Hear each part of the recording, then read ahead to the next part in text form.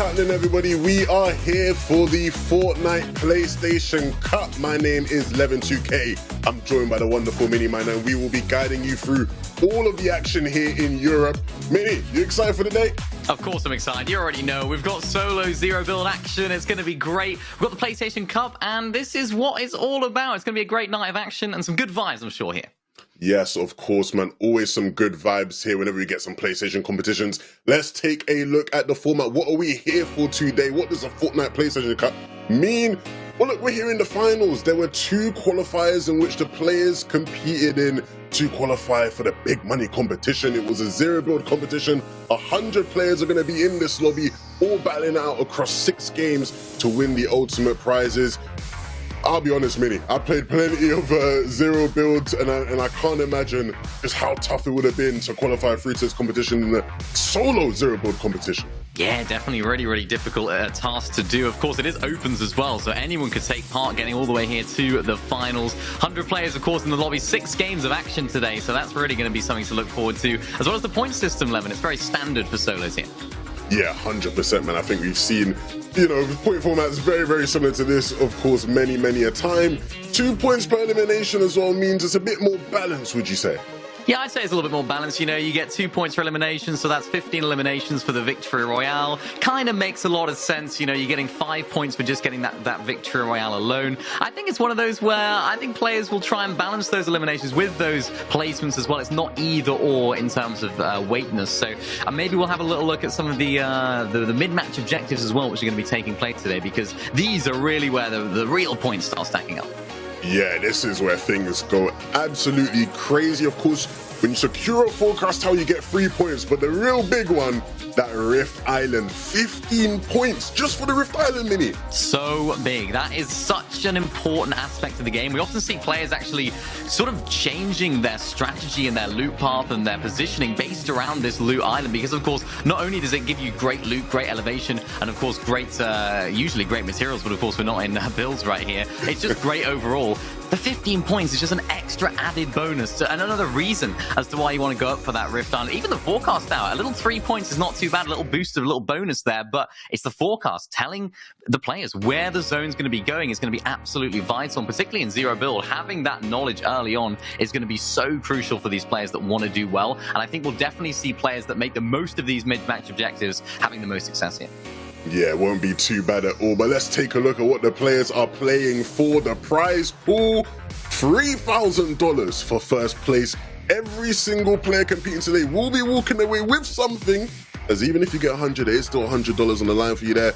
Mini, lots of money to be won.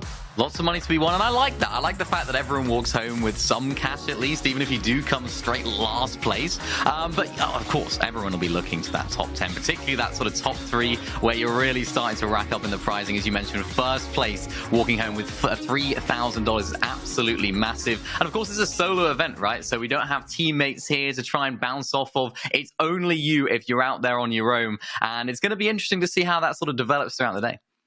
Yeah, look, solo competitions are not easy by any means. I've tried and failed many times. Same. But look, before we talk about the players actually competing today, I want to give a big shout out to youtube.com/PlayStation Esports. Be sure to go check it out. So many cool offerings on there as well. There's so many different videos and tips about how to improve in different games, not just Fortnite, right? So any of the games you guys play, be sure to go check out PlayStation Esports on YouTube, because they have so many cool offerings there. Some of you might even be watching there right now, because we're live on there as well. Yes, hello YouTube, hello Twitch, hello everyone who's watching. I did actually check out the YouTube as well a little while back. There was tips and tricks on how to use a controller, so maybe some of our players might have watched that going into today. I'd hope that they would already know how to use it. They're going into the finals, because it's getting a bit late now. Finals are here, start to perform. So that's what it's all about. I'm excited for the performance today, and make sure to go check out that YouTube. It's full of great content. Yeah, I think a lot of the players competing here probably do know how to use a controller. And speaking of the players, let's take a look at who's actually going to be competing. There's a lot of new names, Mini, but a lot of names I think people will be familiar with if you pay attention to PlayStation competitions. I'm looking at this page here and I'm going Pixovsky and Daizinho, two names that stand out to me a lot. Yeah, Pixovsky. I know Pixovsky very well in the sort of console scene. He's won console Champions Cups in the past. He knows how to perform on the big stage, and that's going to be of utmost importance here. I saw Cade there as well, my Welsh friend, going to be competing here. So it's another example of maybe a PC native player moving on over to the console to compete here today. We'll see a little bit of that. Maybe we'll see some keyboard and mouse players. Maybe we'll see some controller players. Usually it does seem like the controller players that come from PC tend to fare a little bit better when they do make their way over to the console, because of course the controller is just the native platform and the native input method for controllers. So I'm excited to see how these players can do, whether they come from console or come from PC. Yeah, and I think the big thing is we highlighted a bunch of names of players who we know are good in these kind of competitions. There's a bunch of people here today that are going to make their mark, that are going to really surprise us and show us that they are the sort of, new up-and-coming generation of top PlayStation players. So I'm really looking forward to seeing who actually is able to step up here today. Yeah, that's what this is so good for, isn't it? These sort of open competitions to get the players that maybe we don't know so much about an opportunity to play on the big stage, particularly in solo zero build as well, which we don't often get zero build events, particularly in solos of this caliber on this level. So huge opportunity for maybe someone that we haven't talked about, we haven't really learned about too much yet, to maybe unearth themselves here and find a little diamond in the rough. Hey, look, if you watching at home right now want the chance to play in tournaments like these, all these players had to compete, right? They had to qualify. They weren't just invited. You can get involved in this action yourself. Compete.playstation.com. Be sure to check out everything they have in store on there. Not just Fortnite as well. Bunch of other games where there's a bunch of PlayStation tournaments being taken place. So be sure to check that out, of course. And not just compete.playstation.com. Be sure to check out the Discord as well. Scan that barcode, well, not barcode, scan that QR code. There you go. Yeah, I always get them mixed We up. got there in the end. We got there. It's not the 1990s anymore. We have QR codes. I wasn't even born in the 1990s, and I'm still getting it wrong. Look, join the Discord. There's a bunch of people in the Discord who are just like yourself, competitive-minded people who want to get involved in top-level competition. And if you want to be surrounded by people like that, be sure to jump in the Discord. So many cool people in there that you can hang out and chill with and get to connect with. Now look, Mini, I know for a fact all the players right now are going to be warming up, getting ready for the competition. The games aren't too far away at all. Do you have any advice to the players? Anything you would say to these players before they jump into the competition today? I think my first bit of advice is take this advice with a grain of salt. I think, when you listen to me about how to play Fortnite, particularly at this level, maybe I know a few things about the competitive scene, but in terms of actual practical playing experience at this level, I have none. So take this advice with a grain of salt. Make sure to get off the gates well. First game number one. You don't want to be taking those risky fights. You don't want to be landing on areas that you're not familiar with. Just play to your game, play what you know, play how you know. And if you want to try and go for that Rift Island, it is worth it. But in zero builds, it's so much more difficult to actually fight for it, because of course you have no builds. You can only use the bunkers to claim that middle area and try and claim that island. That's of utmost importance for players that do have bunkers. Whether we'll see that in the first game, whether we'll see it, we'll have to wait and see. But yeah, my advice is just to stay calm in the first game, although it's easier said than done. Look, I have some advice I'm a bit more confident about giving. Here, right? I would say to players going into the competition, stay cool, stay calm, because one thing people always forget about solo competitions, Mini, is that it doesn't take that many games to really bump yourself up in the standings, True. right? In other game modes, right, in duos, trios, squads, whatever it is, sometimes you need maybe 4 or 5 games out of 6 games to really win a tournament or be high up there. In solos, 2 good games, maybe 2.5 good games, and you're going to be somewhere in that top 10 most likely, right? So be sure to pace yourself. If one game doesn't go well, okay. Next game doesn't go well, okay. Next game again doesn't go well, there's still hope, right? Yeah. At a certain point, you do start to panic, don't get me wrong. If we're here in game 6, it's almost over at that point. But, right, you have plenty of games to play around with, so stay cool and don't lose sight of the end goal.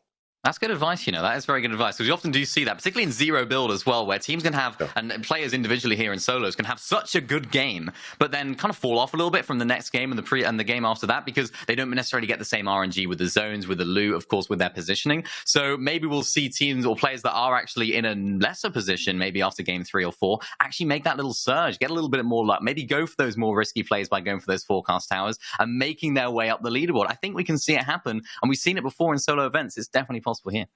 Yeah, I'm expecting to see some real crazy, wacky fights happening at Forecast Towers at the Rift Island, especially.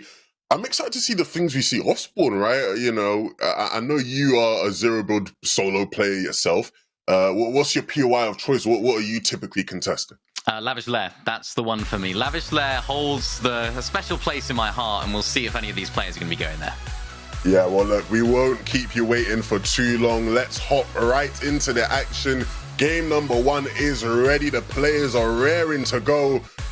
6 games of zero build solo action for you until we can crown a champion of the PlayStation Fortnite Cup. I'm super, super excited, Mini, to see who is going to be, not just to walk away the whole thing, but who starts today really well, right? You know, game 1 is always the game that sort of gets people off their feet and gets people going, okay, maybe we have a potential contender here.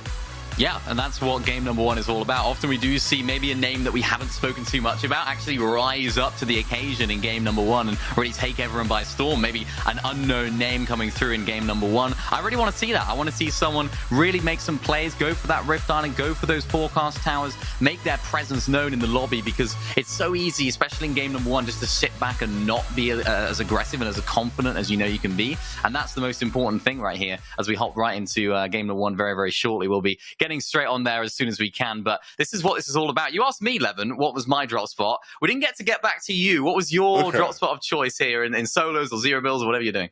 Well, for solos, zero build, I do like Lavish Lair as well, just because I feel like, you know, the shotgun, the mythic shotgun you get there is so strong. I don't win it often, again, not too great, but you know, that is typically my choice. If I'm not going zero build, which isn't the point because today is zero builds, but if I'm not going zero build, I'm typically more of a fencing fields type of man. Really? That's my sort of go-to here. Fencing fields. I do quite like fencing fields. It does have that very nice assault rifle, of course. It has that mythic. We haven't really spoken too much about the mythics and how valuable they're going to be in terms of the medallions here, because, of course, you can stack the medallions, heal up all the way through, and that has so much more value. Even though they're valuable in builds, they're almost tenfold as valuable in zero builds as well, because you don't have to actually stop and heal, which, of course, is such a difficult thing to do in zero builds because you can't build any protection. You can just keep healing and keep going. So, for me, medallion teams, medallion players here are going to be in the strongest position to not only fight in the mid game, but also go for those Rift Irons and go for those Forecast Towers, because they just have that heals non-stop. Yeah, I was going to say, I hope we don't see medallion teams, mate. Yeah, it's only solos. It's only solos today, right? But you make a great point, right? You know, in zero build, you're sort of always on the move, and the medallions play perfectly into that, right? You can stay on the move and you don't have to worry too much about your health. I doubt we'll see many people stacking them throughout the game, right? If you're taking out other people's medallions, you must be a very, very good player. Yeah. But again, as the game sort of, you know, winds down and the circle gets smaller and smaller, you see more people clashing. There's a chance maybe someone picks up 1 or 2 and instantly they have a big advantage on the rest of the competition. So we'll see how that plays out. Again, we are trying to get you guys into that first game of, you know, would it be a Fortnite tournament? Right? Some technical difficulties here and there. We will get there eventually. I will ask you then, Minnie. You know, of course, you know, there's a bunch of players who maybe we aren't as familiar with because they're, you know, sort of new up and coming players who've done excellently to make it through the qualifiers. Is there someone you're looking at and going, that's a clear favorite for me? They're going to be the winner at the end of the day.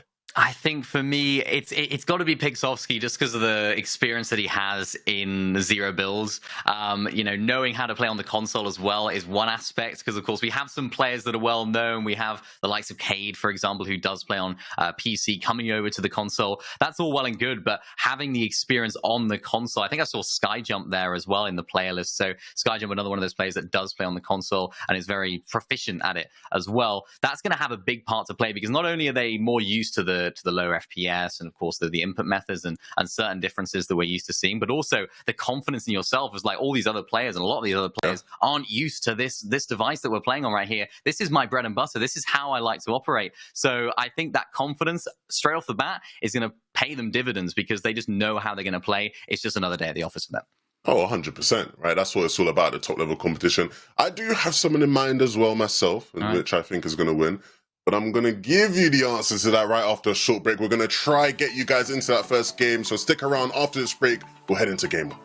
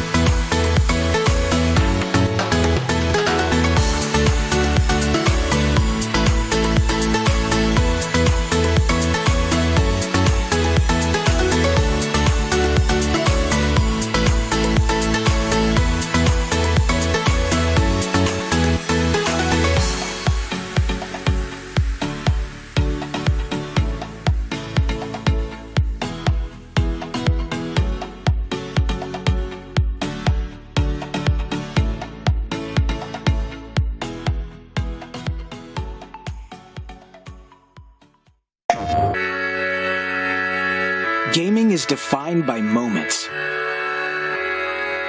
It is intense. The joy of victory and the thrill of overcoming challenges.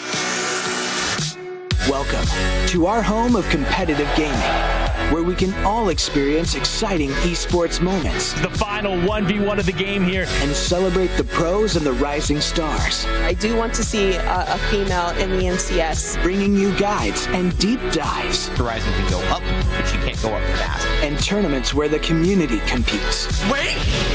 Did he go? No way! Whether you're in a heated match, Back, let's go! or watching along at the edge of your seat. A duo taking down a trio! Let's create moments from the games you love. He'll take it! Join us and subscribe to our channel to follow everything esports on PlayStation. PlayStation.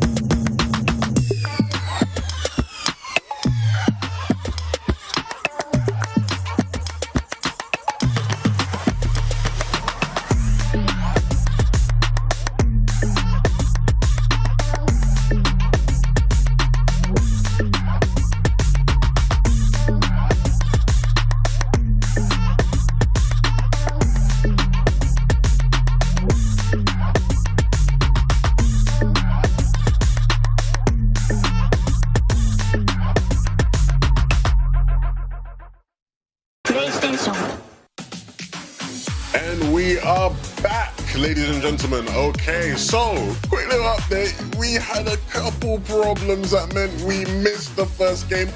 The game did happen though, so don't worry. We'll run through what happened in that first game, but we didn't get the chance to see it. Hopefully we'll be able to jump into all the rest of the games, no problem at all. But Minnie, you've had a lot of time to ponder in that break. And any pre-expectations of what happened in that first game as we take a look at the standings? I mean, we'll have a little look at how the standings look. I think that's going to paint a big picture as to what actually happened. Someone eliminated someone else. Someone won. Someone won. Someone got the island. Yeah. Someone got forecast towers. Someone did well. Other people maybe not did so well. But let's take a look at who did quite do so well. It was Zynox, who actually ended up coming out on top in game number 1 with 40 points, 5 limbs. What a start. Not too shabby, right? That's a big game from Zynox, taking home the dub.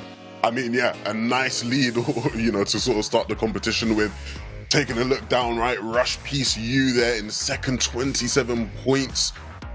I mean, I'll be honest, like, I'm looking at things here. I'm trying to figure out if there's anyone who very obviously just got the island, but I don't think that's too clear right now. I'll be real, is there anyone who you're seeing down low that you're a bit surprised by, or is it all just sort of part and parcel with solo competition so far? Looks about right. Yeah, I think the thing is, you know, it's quite hard to see what's exactly going to happen throughout the rest of the tournament after game number 1, right? You know, anyone can have a good game, anyone can have a bad game after game number 1. You never know what's going to happen in terms of zones, etc. I do recognize the name Toxic Tryhard there. I'm pretty sure he's played in previous finals that I have had the pleasure of casting, so I'm excited to see how he can do today. As we scroll on down the leaderboard, get to see some other names who maybe didn't quite have as good of a game. We see Cade there in 56, the name that I've mentioned a couple of times. Not quite having the dream start, only managing to get just into that top 20 or that top 75. So after that game 1. We see some other names on there as well, and there's our top 60. So that was only, of course, game number 1. That was, of course, the standings from game number 1. That's where the points are a little bit different to how you'd usually expect to see on a typical standings leaderboard. But that was the placements. Some interesting ideas there as to who we could see that could sort of keep progressing through this tournament, and names that we have to look out for here, 11, particularly at the top of the leaderboard. Yeah, I really wish I could sit here and give you the tactical analysis of just how Zynox managed to dominate the game. You know, he landed here and then he went there and then he rotated in like that and got this elim and that elim and then it led to that and then he got his 5th and then he won the game. I wish I could give you that. I can't give you that. But what I do know is that coming off a win like that, if you're Zynox, you're going to feel very, very good. You're going to feel on top of the world. And you're going to mostly look to try and run things back just the way they went, right? In a solo competition like this, in a solo zero-build competition like this, Minnie, how likely do you think that is? I think it's difficult in solos, right? It's difficult to run away with it completely. We do often see teams do it when we're playing in sort of team modes like trios, for example. We do see those sort of teams just taking the whole tournament by storm and, you know, being unstoppable, because it's a lot easier to stay consistent when you have more parts, more pieces to your puzzle. So for solos, things can change so quickly. One headshot snipe, your game is over. One wrong rotation, game's over. No builds in order to save yourself from a bad position either. So for someone like Zynox, who did actually win that game without any mid-match objectives at all. So he actually had 30 points, of course, for the victory out, and 5 points or 5 eliminations at 2 points per elimination, making 40 points total. That just shows that he's confident despite not having those big boosts of points. Those, of course, the forecast towers giving him the zones in advance. So it just shows that he seems to be a very, very well-rounded player. I have seen little bits from this player in the past, so not a completely unfamiliar name for me, but someone that we definitely have to look at here as someone that could take the whole thing home. But it's only game one. It's still early doors. Yeah, and I mean, a big question, and of course we probably would have been able to answer this had we watched the game, is how much does zones play into that, right? And zone luck, right? If we're going to get a bit controversial here, sometimes when the player ain't got the forecast, right, you know, there's a good chance that the zones went in their favor, right? So can they then replicate that if things don't quite go in their favor becomes a big question, and I'm sure Zynox will be thinking, what's Levin talking about? I'm the best player. I can win the map of the zone, right? So, but these are the kind of things we think about often, right? Yeah, that's exactly right. And I think when we do have metas where there isn't as much mobility, it can be a lot more dependent on where the zones go, right? I remember, I think it was Chapter 4, Season 3, when we actually had no mobility items in the entire game.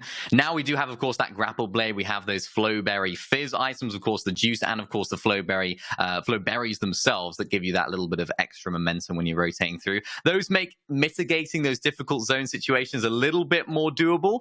However, it's still not easy. When you have that max pull rotation, no builds, of course, you don't have boxes to make your way all the way through. You have to expend your bunkers, and then that, of course, means you have to go for those late game eliminations and try and find a refresh as soon as possible. It's really not easy, and it's very, very difficult. You have to rely on zones, and even in my experience from playing in the Victory Cups, I actually won $100 from a Victory Cup once, and it was because I pulled every single zone in that zero build game. Like, I'm not going to try and say it was a great performance from me and my duo. We just got really, really lucky. So sometimes that can happen, and maybe we'll see that today with some of our players. No, we will definitely see that today, right? That is just a staple of zero build competition. I do have to bring it up because you mentioned it in passing there for a second. Snipers. What we think about snipers here in the zero build competitions? Again, in build, it's hard to mitigate, right? In terms of just being able to provide cover for yourself. Zero build is like, oh my goodness, you're sitting duck at all times. It's harder. I'd argue it's definitely a lot harder to protect against those snipers because, of course, you can't just build out in the open. So I'm expecting to see some of our players carrying snipers today, but there's so many items inside a zero build, it's difficult to know what to take at times. Yeah, 100%. I think if I tried to sit here and tell you what my ideal loadout would be, we'd be sitting here for a long, long time because I would not be able to come to a decision. I'm sure there will be players who have that sort of down packed and everything in check. But look, enough waffling from us. We finally get the chance to jump into game for you guys. Game number 2 of the Fortnite PlayStation Cup is ready. The players are jumping off the battle bus. The players and just the players are jumping off the battle bus, and we'll see exactly how they do. We're actually going to tune into our boy Zynox to start off the game. Yeah, let's see how their sort of game plan has started when it comes to the off-spawn situation. Landing at this little drop spot down towards the sort of southeast side of the map. I've landed here a lot in ranked recently, and it is really, really good. You're going to see it in a sec. Actually having this area uncontested is so valuable. A whole plethora of chests, as well as what we'll see in a sec, I'm sure. Loads of slurp barrels and slap barrels. So he's going to be able to heal himself up really, really quickly, and that must have been a big key factor in his success earlier on in the day, of course, in game number 1. Because you can just see he has unlimited slurp barrels almost here, and he's just able to get out of here really, really quickly. Of course, you don't need to farm up materials, although there is a good amount of metal here, so if you're a builds enjoyer, then do land here as well. It's definitely a good drop spot because he can just get in, get out, get his loot, and look at this, bunkers off spawn as well. This is an ideal start to game 2. Yeah, and I guess the sort of speediness of you can clearly tell he's familiar with the spot, right? And so that's another big part of it. Being able to sort of get in and out of your spot and start thinking about where you're going to position yourself is huge. We'll see what you can get in terms of a loadout as things sort of progress. But ultimately, things looking good for Zynox, especially, uncontested here in this part of the map. I like the loadout so far as well. I'm liking the auto preference. And for me, the auto is the best shotgun in the game. Bills, zero bills, zone wars, scrims, whatever it is. I'm taking the auto every single time. I will talk about the auto shotgun for the rest of my life as to how good it is this season, because it just, and everyone seems to disagree with me. I'm interested to know what your thoughts are on it. Have you used it too much, or are you just more of a vanilla pump type player? I like the auto. I think the auto is really good. I think in zero build, the auto is better. I'd take the auto in zero build, but I've always been more of like an auto shotgun person in zero builds, right? Like Yeah. I'm always more of like a tap over a pump in zero builds. In builds though, I'm taking the pump. I'm taking the pump. To send me to Snooty, give me the Peter Griffin pump. I'm there. Do you know what I'm saying? But I like both. I'm not as partisan as maybe some other people are when it comes to the topic. Yeah, that's definitely me. Particularly that mythic auto shotgun. It's such a great weapon to use. I mean, you talk about zero builds. It's definitely a different sort of meta as well when it comes to choices and selections of loadouts. We often see the more high fire rate weapons like the auto shotgun being preferred. Of course, when you do miss a shot with the regular pump, then you could have a bit of trouble. But we might see some differences in people's loadouts as we get through the day. I did see in the feed there, was it Peter Griffin taking out Rush in the feed? I think Peter Griffin has found his first elimination of the event. Congratulations, Peter Griffin. Imagine getting outplaced by Peter Griffin. That is unbelievable. And this is only in the game that we saw. Imagine what he did in game number 1. Sure. 2 points per elimination, of course, so that would mean Peter Griffin would have 2 points so far. Interesting to see C440. Whether or not he's able to get this mythic relatively unscathed. It does appear as though it might go that way. Only one other player here at the Reckless Rails. Yeah, it's a difficult situation. I mean, even just attacking any NPC is quite difficult, particularly when you have players nearby as well. It becomes even more difficult. And this NPC in particular actually throws those fiery bottles, I suppose, which kind of cause a little bit of havoc because, of course, they're starting to burn the entire building down, which certainly doesn't help things at all. Thankfully, though, for Fori, able to pick up that medallion. It looks as though medallion is the only thing that he's actually interested in when it comes to this particular set of loot. Not going to be too interested in that SMG, even though it's not too bad. It does seem like the burst SMG at the moment, whether it's bills or zero bills, is the preferred one. Starry, though, looking low on the HP. And this is something that we haven't really talked too much about, is that riot shield. That shield in zero build can be so valuable when it comes to endgame, because you don't even need bunkers necessarily. You can just play behind that, and people aren't going to bother to shoot you because there's just not too much point, really. You can just have it all day. Yeah, no, I'm a fan of it, man. I think in the earlier days of this new chapter, I picked it up and I was sort of like, hold on a minute, this is fun. This is strong. And especially in this mode, I think it definitely is something that maybe gets a bit slept on at times. Yeah, certainly. There is counters to it, of course, though. You know, you can just spray at someone using it and they're stuck in a weird animation for a little bit. So if you are in a situation where you are trying to fight someone in that, then you don't have to worry too much. Starry, though, trying to save that big pot for as long as possible. I think he's just trying to find some minis here inside of Pleasant Piazza. And it looks as though minis he will find. The patience paid off right there. I'm not one to have that much patience usually. I'm usually just popping that big and then finding minis in the very next chest.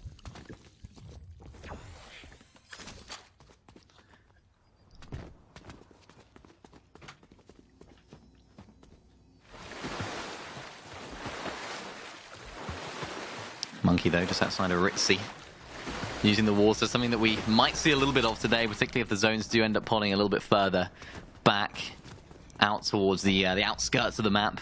Might see some water swimming rotations. Who knows? But for Monkey, he's just trying to find some meds. There's another player, Automatic, may actually be making his way into this building. Monkey's just lurking nearby. Automatic, which way is he going to go? We don't know. He doesn't know that if he goes into this building, his game could well and truly be over. But of course, with Monkey's lower HP, this could be an interesting fight if things start to boil over here inside of the almost a little watchtower here at Ritzy Riviera. I'm thinking he's just going to play this out a little bit more carefully, and we'll see a lot of this throughout the rest of the day today. Is a lot of calmness when it comes to fighting, not just over aggression and over excitement when it's not needed. So for Monkey, though, he needs to try and get involved and into the zone as soon as possible, because of course he doesn't have any whites to sustain himself here for much longer. He has to be very, very careful with how he approaches this rotation, just sneaking past the other player and able to get towards one of these vending machines. Does he have enough gold to buy the med kit? Looks as though he maybe doesn't. Ooh, finding out. Tough. He's broke. He hasn't got anything, and now he's stuck out in the open. I know the feeling, brother. You ain't got the gold in the bank that you need. You still just got to make it work. When I go up this zip line for a second, and you could tell the panic. It was like, where do I go? How do I get up here? He made it up, though. That's the main thing. Find some bananas along the way as well. Not going to be too much, but enough to sustain him for a little bit longer. But not if there's another player in the back. Having to expend a bunker this early on is not ideal whatsoever. He does, of course, have that Flowberry Fizz, so he's going to be able to extend his, or improve his speed of rotation, getting into that zone. Luckily for him, he's just about making it into that safe zone, but oh no, there's another player nearby. He has to be very, very careful as to how they make this one move. It's not going to work well for Monkey. He's just got stuck underneath this mountain with no HP and no hope there. Yeah, that was not the most ideal situation, especially where his only sort of form of cover was to jump back into Storm down the hill and just give that player the perfect spot to really wreak havoc upon him. We might see similar take place here, but it does look like maybe things are going to cool off a bit here. Not much more fighting. Players need to start thinking about how they're actually going to get to zone. There doesn't seem to be anywhere nearby. I think this is the loadout we're expecting to see pretty much all day here from this player. We have the assault rifle, the auto shotgun, bunkers, the grapple blade, and some bigs. Of course, with the update to the bigs, you don't just have to sit there popping the big anymore. You can actually move, and it's the same with all the heals. You can move around and enjoy the big pot whilst, of course, you're able to keep on the move. But also, more importantly, I suppose, for zero build, if you're midway through popping the big and then have to cancel it, it'll still give you whatever amount of shield you've actually already consumed. So even if you have to cancel it with only 25 consumed, you still actually gain that 25 rather than losing that entire big pot. Such a useful addition, such a useful change. One of the bigger changes, you know, mechanically, and we've seen in Fortnite in a while, and then one that has been very well received. I think when you look at how useful it can be, like you said, especially in zero builds, right, where there's going to be many instances where you just need to move about and heal, but then also be able to sort of get out of that and still benefit from the heal. It's very multi-use.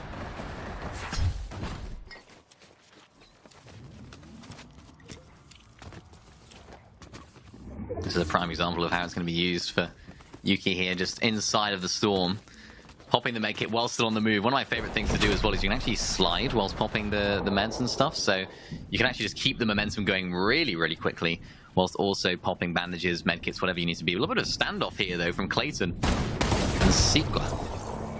But it's not standoff for too much longer as Clayton decides, you know what, I'm going to get the job done. I'm going to jump on in, realize he had the shield advantage, and is able to retreat back to the bush to his safety.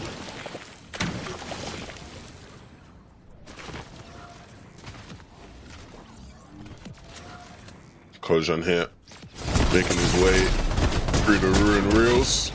Faywick gets taken down in the bush, some auto shotty action. Unlike in the pros and the cons, right? If you can hit your shots, it's gonna go well for you. Unfortunately for Faywick, couldn't quite connect hard enough as he rushed into the bush there.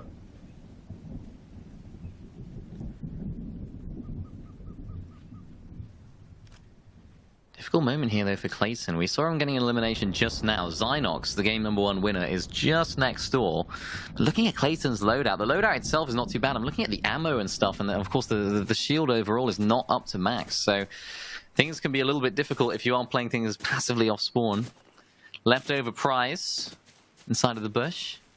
I'm sure everyone to go for the top prize today rather than any leftovers. We'll have to see how he I see what you did there. plods along here. That was a pretty good one, wasn't it? Came up with that all on my own. I'm here all night, folks. How original. I'm sure he's never heard that before. He's going to change his name after this. Slicks, another player playing to that storm in the bush here. He clearly has spotted somebody out and wants to see if he can maybe close out on that one. Okie dokie. Oh, that's not great, is it? That was the EMP right there. Takes off a chunk of your shield, and it's really good for clearing out bushes like that. Slicks finds out the hard way, as the other player uses the MP really effectively. There's the Rift Island, though. We talked about it very much at the beginning of the show here. Looks as though there's a good few players that are around it. They all want a piece of that pie, but of course everyone wants that 15 points, and only one person can get it. Who's that person going to be? Is the question. I'm sure we will do our best to see just exactly who that is, because again, it's huge. 15 points, massive, massive point tally, and some players rifting now, so you might just see that battle take place now. Cry falls right now. Looks as though he's not actually on top of the Rift Island here. He's actually underneath, able to claim it. There's a little underground area where you can actually still claim the Rift Island without actually exposing yourself on top. This is something that I thought might have a part to play, but not straight away. Gion, though, is trying his best to spoil the party. This is a really awkward fight. Another player comes through. This is the madness that we wanted to see on Rift Island, and it's all boiling over here, Lemon. And I don't think a lot of these players will be too fussed about the storm. Points are so valuable.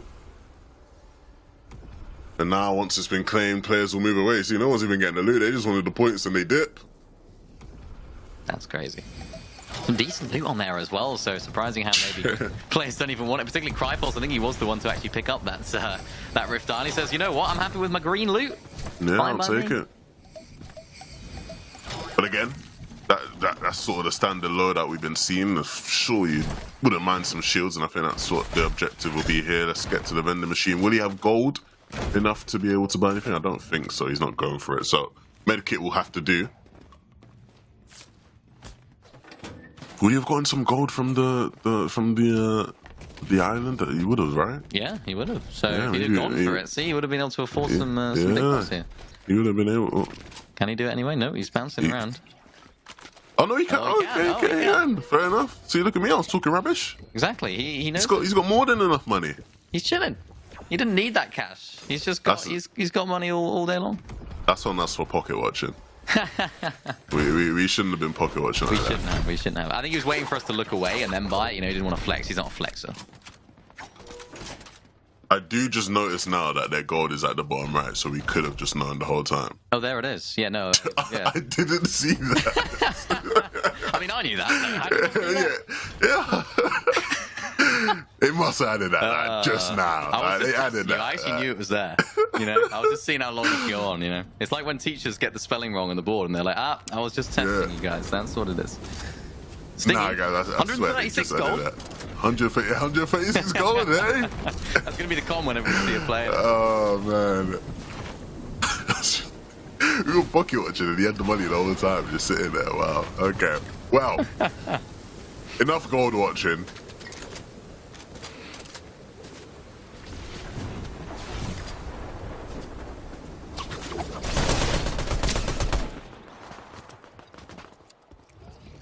Interesting. Roman, couple shots traded. Nothing too significant received and returned, so we'll just back off and use shields, best of his ability.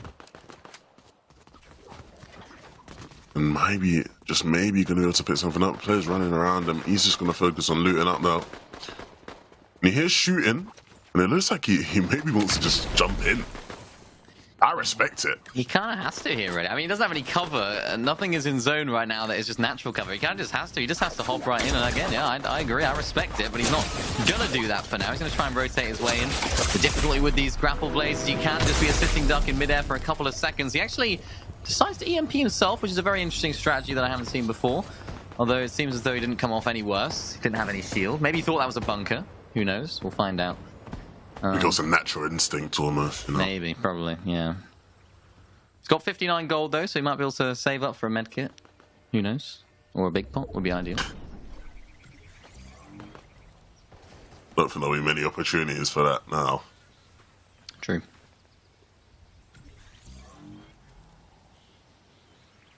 You reckon he stays alive here in this crevice of the rock? I mean, yeah, I think he will. I think he will until it's got good time cover. for the teams behind to rotate through, because he's gonna get seen from above, right, from that hill. So you reckon? Yeah, I think he's good, man. You think? I think he's good. I think unless Kojan comes sliding down, which for a second it looked like he was. I think he's good. Well, he was wearing the right outfit, wasn't he, for to sort of come in a little bit. So you know, maybe we'll see more of that. It does happen.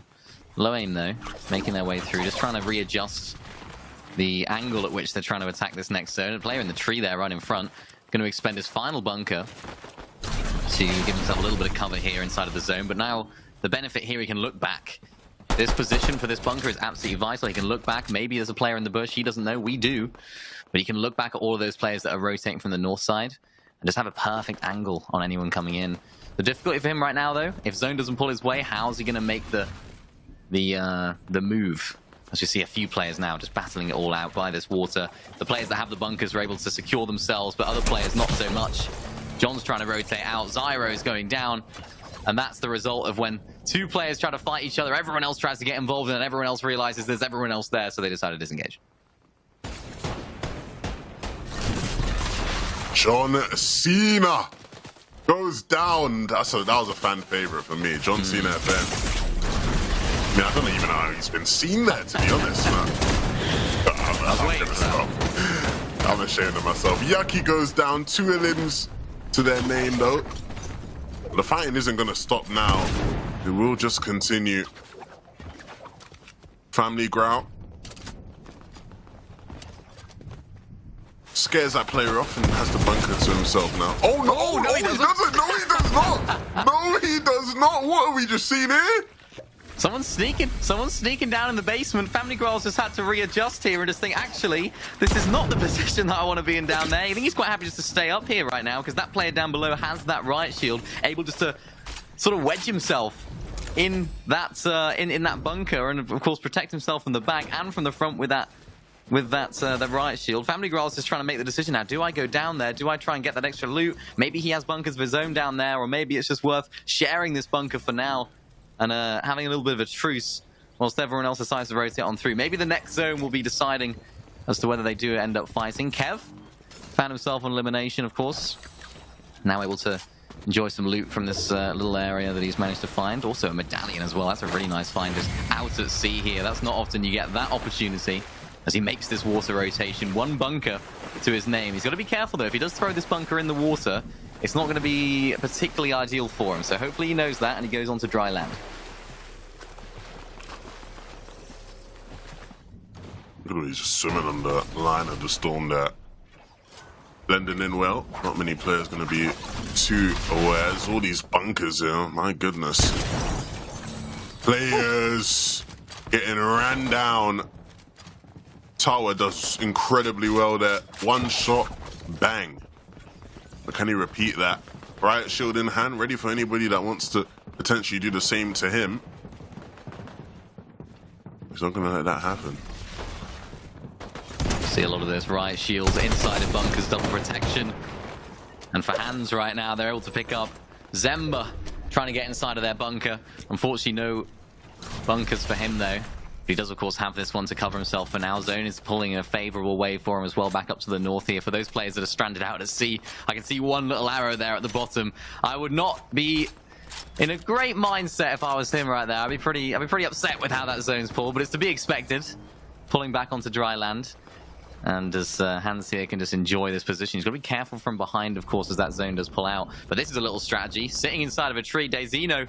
This is what I like to see. Or one of the only big trees left in the zone. And Daisino's made it his own. That's really nice. I don't know how he's going up there without anyone noticing. We'll see how much more he can use that to his advantage. I want to refresh here.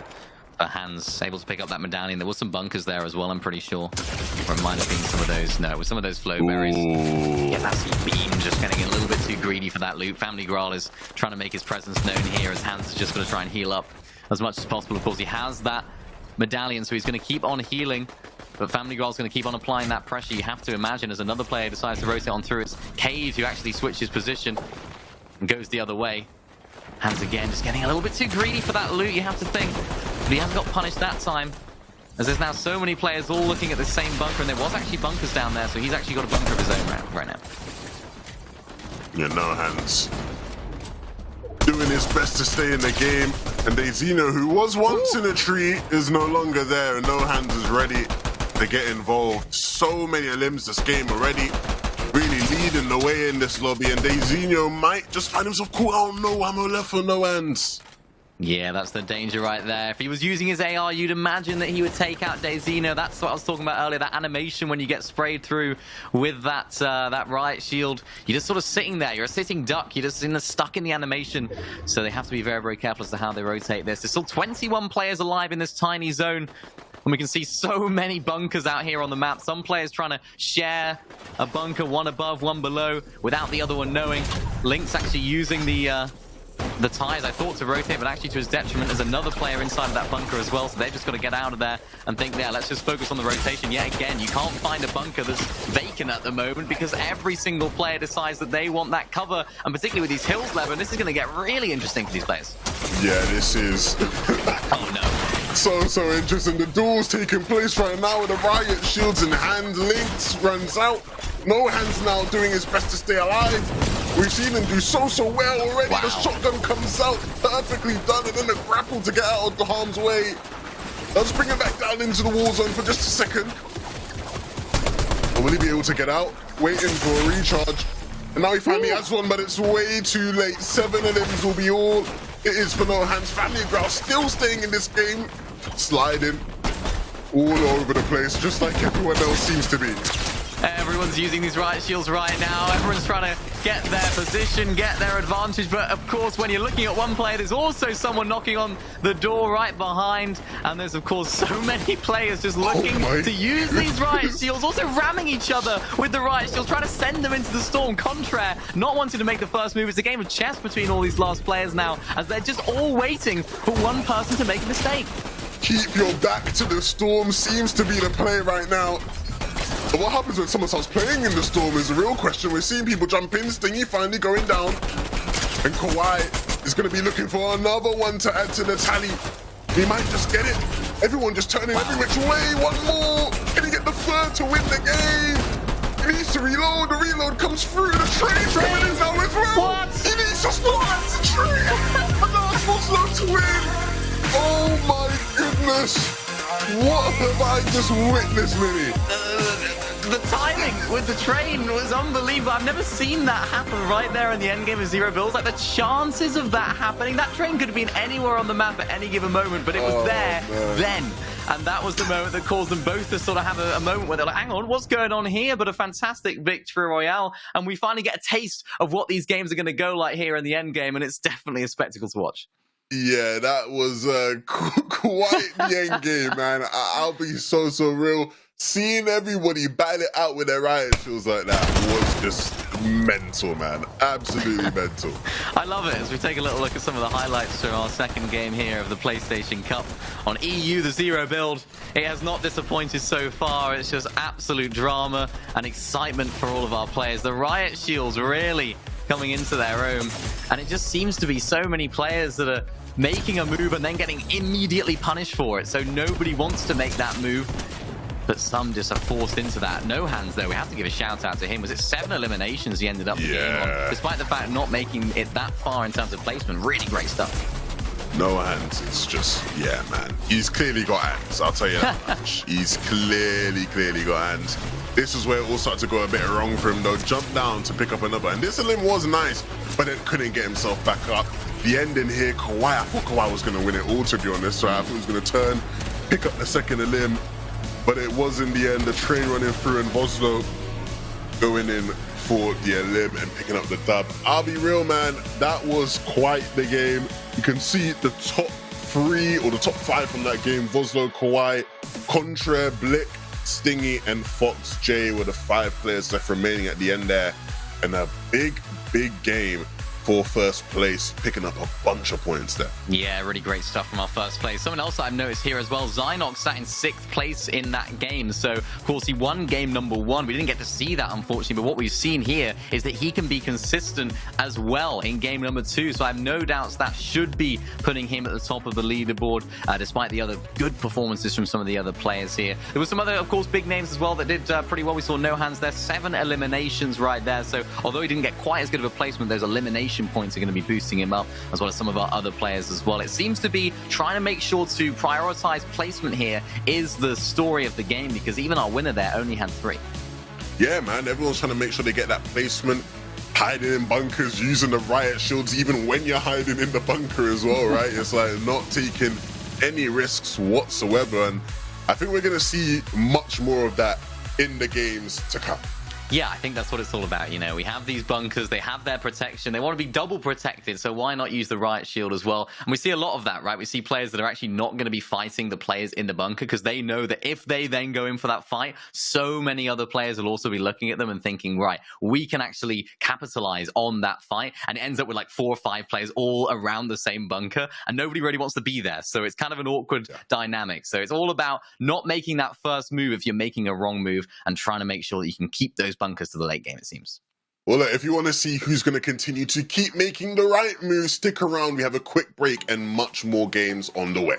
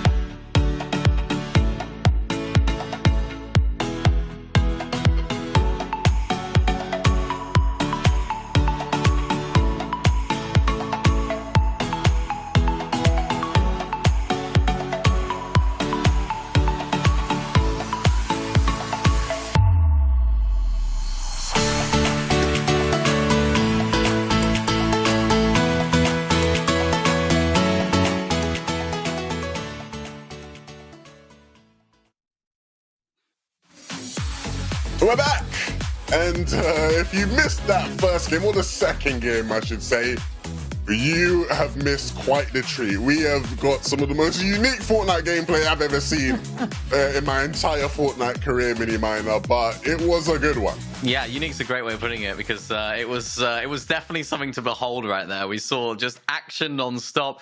We saw some crazy fights going on. We saw the train making an appearance right there at the end, as well as some really interesting plays with the bunkers. I mean, I just didn't know what to make of that when I was watching it, but now it's sort of starting to make sense. It's like, okay, that's what we're going to be expecting to see. That's the strategies we're going to see the players unfold here. Yeah, look, I know Fortnite, they're always trying to evolve the game and really change things up and switch up the dynamics, but it felt like I was watching like a I don't even know. It was like knights dueling each other at the end there. It did not feel like Fortnite, but it very much was. Like, it was the riot shield play we're seeing in these end games. Everyone just sort of like looking left and right. Like you're trying to make sure nobody is like quite, on your back. You know what I'm saying? Like, it's mad, but it's a lot of fun. And clearly the players are going to keep at it because it seems to be the best way to get a win right now. Yeah, it reminds me a lot of jousting at the moment, it seems like. That's the one I was thinking of. That's what I was thinking of, like nobody wants to jousting. do anything, and then suddenly someone's charging at you with a pistol, and they're actually ramming you with the shield as well. It's like, I don't even know. But it's good fun. It's good fun, and that's what we're here for. That's what the Zero build's all about. It can create some action at the end game. Yeah, man, I'll be honest. It's just, I don't even know, man. Like, that was just so crazy, bro. Like, all around the board, of course, we had, you know, fights on the island. We had people sort of, you know, doing their best to make rotations, but just getting completely stifled at times. And I guess we get to see that all take place once again here in game number 3. Let's jump right in. We got Big Phase Mongrel. I assure you that isn't the real Mongrel. But we'll see if he can maybe step into the shoes of Mongrel and provide us with some top-level gameplay. I hope so. I hope so. I want to see it. I want to see the console Mongrel come through here and show us what he can do. That is the goal here. Of course, even so, you know, some of those smaller names is a good opportunity to prove yourself in the Zero build format, as we get to see the drop spot of choice here for the Big Phase Mongrel. And seems as though he's uncontested for now. Maybe a little bit of a smaller drop spot in terms of loot maybe preferred. Or he's going to avoid this hill potentially here, and then no, he's actually going to land on this tiny little hut. I thought there's no way he's going to land on that tiny hut, but looks as though he is. Gets a little basic loadout though in his little hut here, so not a bad little drop spot. But he needs to try and make something happen here early game. You reckon that's a bad drop or intentional? I think it's intentional, because I mean, look at all this. Yeah, like, there's a bunch of guys. Those mountains have a bunch of stuff. For the people who maybe haven't quite explored that part of the map, there is a load of shields, a load of barrels, just Launch pads too. Yeah. Fights though off spawn. Otaku inside this building has the health advantage. Doesn't quite connect with those shots on top of the opponent, but of course those EMPs aren't going to do anything. No shield for Otaku. Maybe the overshield actually could have been cracked, so maybe it was actually a benefit. It was. So maybe those EMPs are a little bit more valuable than I would have thought, but it's not looking as easy for Otaku as I thought, because of course he doesn't have the shotgun. His opponent does. He's got 2 assault rifles. And this is not looking as straightforward as I thought here, Levin. This is looking a little bit difficult for him. Yeah, clearly not quite what he was expecting in terms of a sort of comeback from his opponent, but hopefully not enough to discourage him. The barrels will help him regain that HP advantage, and then back on the sneaky sneak he goes. Just trying to catch them off guard.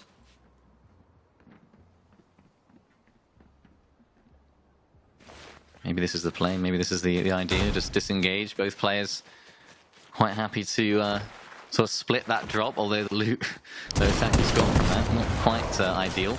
We saw Peter Griffin with 1 elimination in the second game here. Looks as though this player right now is trying to attack to make sure he doesn't make it 2 for the tournament. Being very, very cautious about it as well, because that pump can hit really, really hard. If he gets up close and hits you in the head, it's a disaster waiting to happen. Were you a snooty man ever? Well, no, to be honest, because I never get the shotgun. So it's like I'm just not good enough. So I sort of make the decision at the beginning of the day: do I want to have a miserable day off spawn? If so, land at snooty, because I'm not good enough to fight the not even the NPC. I've genuinely been eliminated by the NPC before at that drop. So you've been eliminated by Peter Griffin. Yeah. I hate to admit it, you know, live on broadcast with all the people watching, but it, you know, it did happen, and I just have to own it at this point. You know, it's just something that I have to live with. So yeah, it's unfortunate, but that's how it is. Yeah, I wouldn't tell people that if I was you. Yeah, it's just between me and you. Yeah, cool. Yeah. Tower, we saw Tower picking up some limbs deep in the game last time round, and is he gonna get a chance to go deep in the game? There's a player right here waiting for him, so he will not. It was I dead. Waiting here, and that's what happens when you're just not completely aware and not expecting players to be there. Yeah, that's going to be extra careful.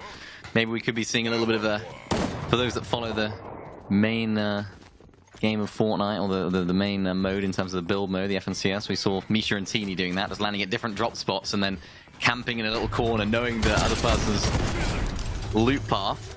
Maybe that's what we saw a little bit of a rendition of there. Who knows? We'll see how that develops throughout the rest of the day. Monster, though, able to get inside of this vault. Got that great shotgun. This, for me, best shotgun in the game, 100%, particularly in zero builds as well. So it's going to be such a great, valuable asset to have in his inventory. Unfortunately, the AR is not looking quite as good, but I think he does just get a blue one there. So the loot that this vault has to offer is so valuable. Even the weapon mods there as well with the bench just allows you to tailor your weapons to the exact play style and the exact way you like to play. So that's going to be a really great benefit for that play.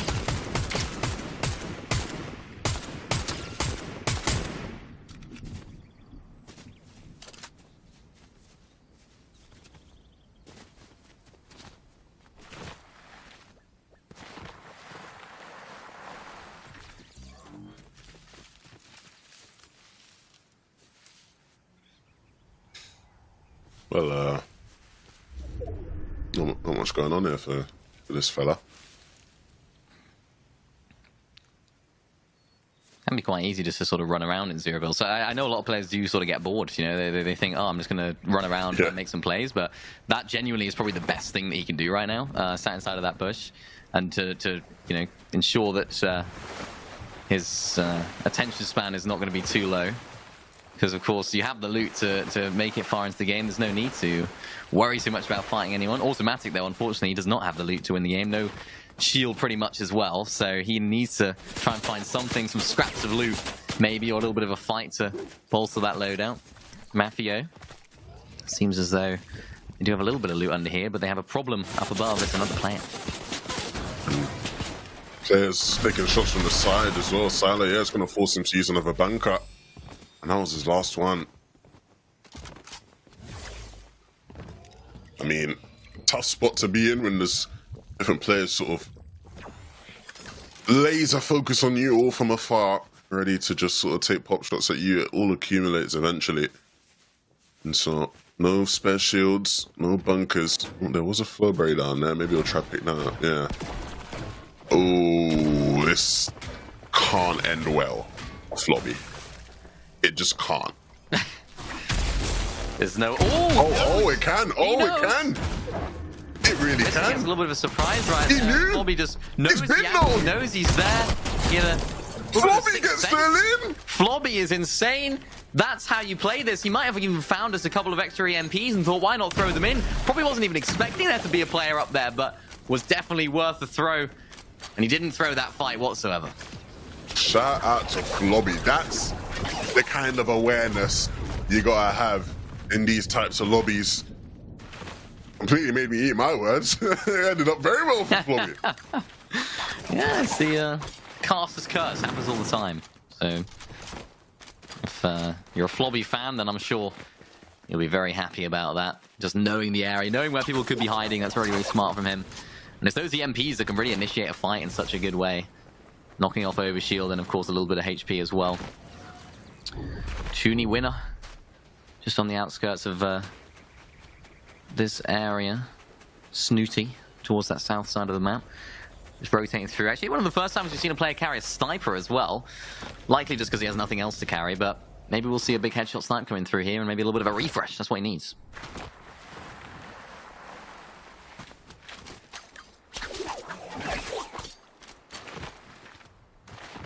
See where that zone pulls.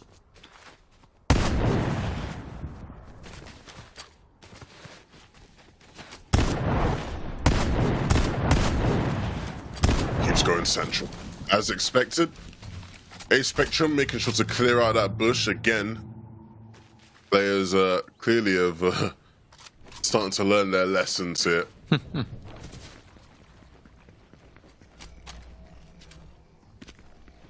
A little fight brewing here, though, on the outskirts of the map. This is a fight that can be taken, of course. The lack of third parties to ruin the fun could mean this fight drags on a little bit longer than they would have expected or needed, or they just disengage. As we see, like, that being more of the preferred option. Werex just inside of the storm here. Looks as though he's got a little bit of loot to sit on. One elimination as well, so it looks as though he's actually eliminated the player that was inside of this bunker. Extra medkit as well. This is a really nice position to be in. He's got to try and manufacture a rotate though to the next zone. How's that going to happen? Should be pretty straightforward though. He's got the means to do so with that grapple blade. Automatic, making the most of these barrels as well. Of course, he's got the bandages. There's so many barrels in this area. There's actually a lot of barrels just in general over the map. So it's insane. This is a good place to be. It's like a ridiculous amount of barrels on the map. Like you will never run out of barrels on this map.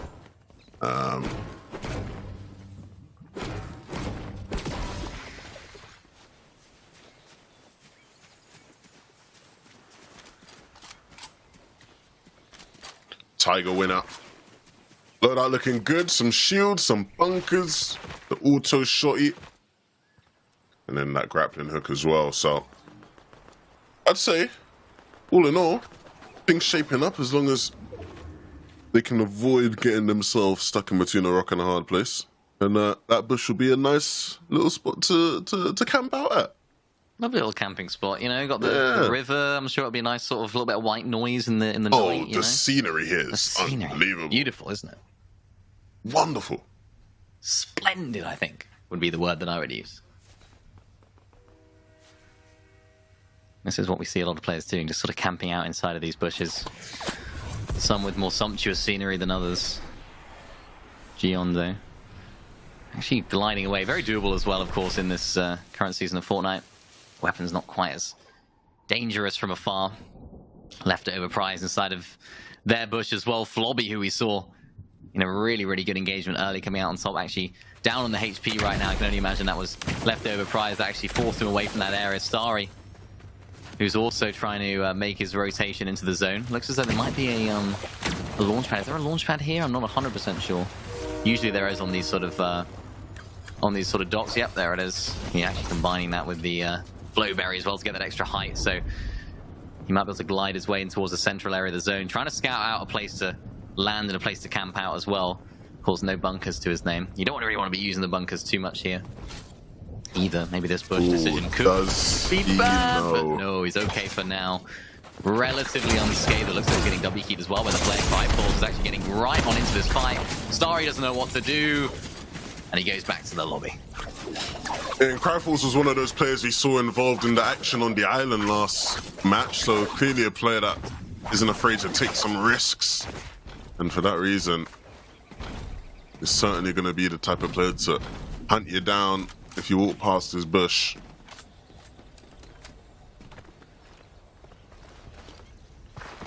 That might be the strategy there for Cryfalls, actually just sitting in a bush next to a nice little bit of cover, baiting people to go into that cover and then just pouncing on them from the bush area. Maybe I'm over and analysing it potentially, but either way it worked out very well for him. Nah, I think you're good, bro. I think that's spot on. Island's in though. Who's going to go up for it? Who's going to fight for it? We didn't see much of a fight last time, though, 11, so maybe we'll see a little bit more of a battle this game. You can say that again. Let's see, who's it going to be? Up here.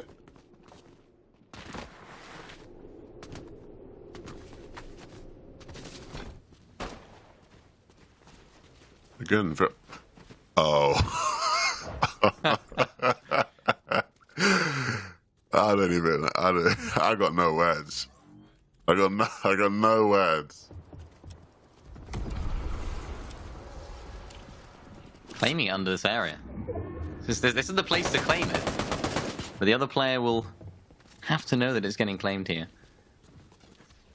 Just playing it very, very carefully. Just simply not contesting it at all, and it's a free Rift Island here for John Cena. Wow. I mean, nobody could see him. That was what happened there. Are we gonna do this every game? I'm down. I'm down. Okay, cool, man. If we're gonna do that, yeah. Fine, yeah. Cool.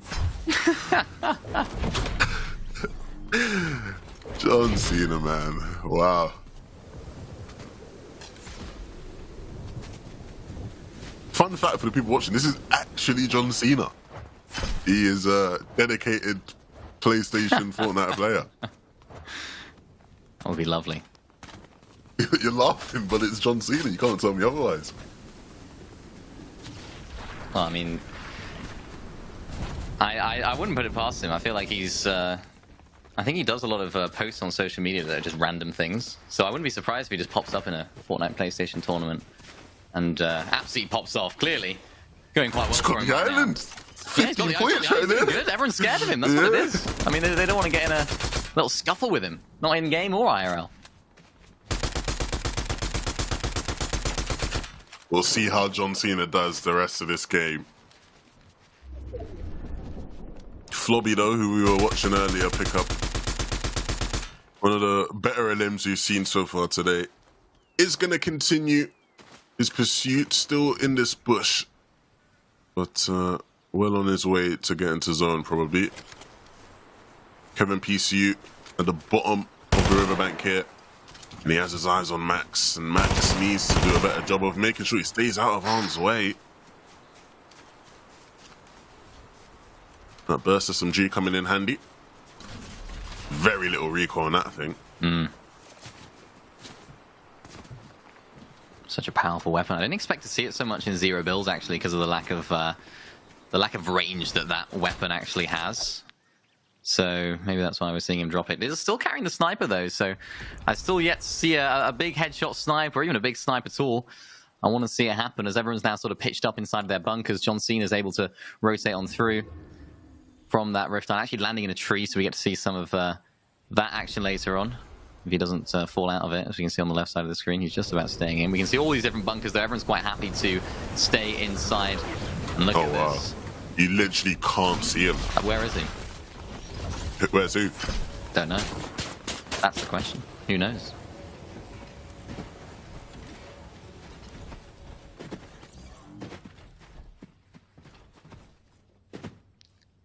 Yusan 24.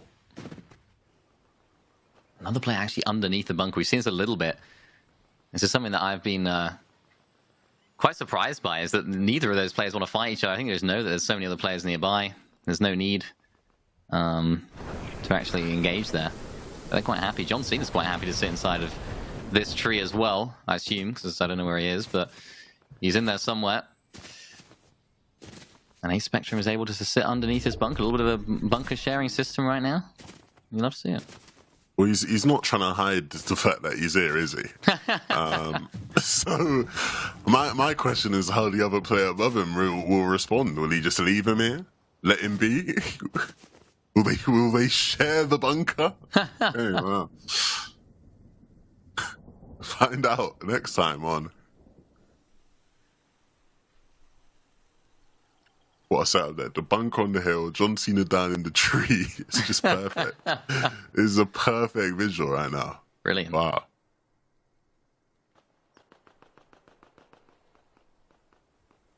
Not much happening around the map though.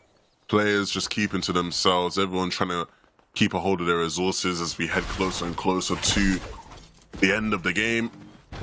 It does get harder as the zone gets smaller and smaller. There's less space and more people out in the open. We're seeing another case of players just, again, they don't want the smoke. They're just going to be peaceful, leave it be. Luginio here in the bunker, the top bit of the bunker. And there's someone else beneath it. Toxic Tryhard doesn't have the pleasure of a bunker, but he does have an extra elimination now here in this game. And the Fizz will get his shields back up a bit.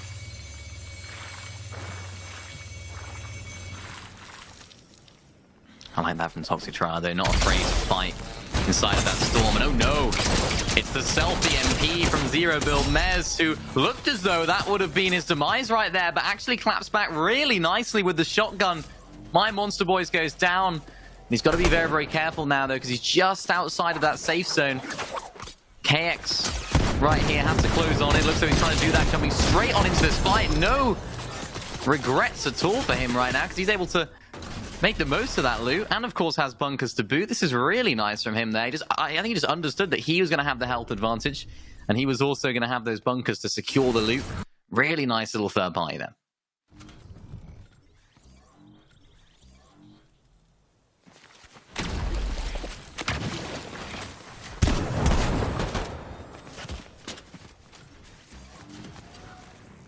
Finally, some bunker warfare. Players not going to share, it seems.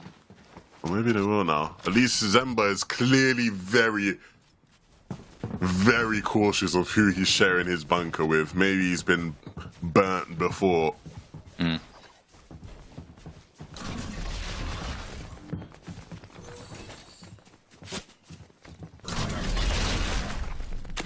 Man also extending the bunker mansion that they have going on here as the zone does pull down towards that south. Fox J also inside of that safe zone, so for him and all the other players that are in this safe zone, they don't have to really do anything. They're quite happy just to sort of sit in this position and enjoy the players that are rotating on in, enjoy shooting at them as they do. Flobby there as well, trying to rotate on through Zemba also in a little bit of a bunker sharing situation. Does not really need to do anything. I think he's quite happy that there's a player down there. Doesn't really need to worry too much about anyone else. He's just going to chill inside this bunker. Scary though, not chilling whatsoever. Getting involved in a fight. There's another team that's actually EMPing Flobby, but there's another elimination to add to his tally. That's 2 of the game, and 2 really solid ones at that. Flobby is a survivor. Yeah. That is their main characteristic here in this game. They do not go down without a fight.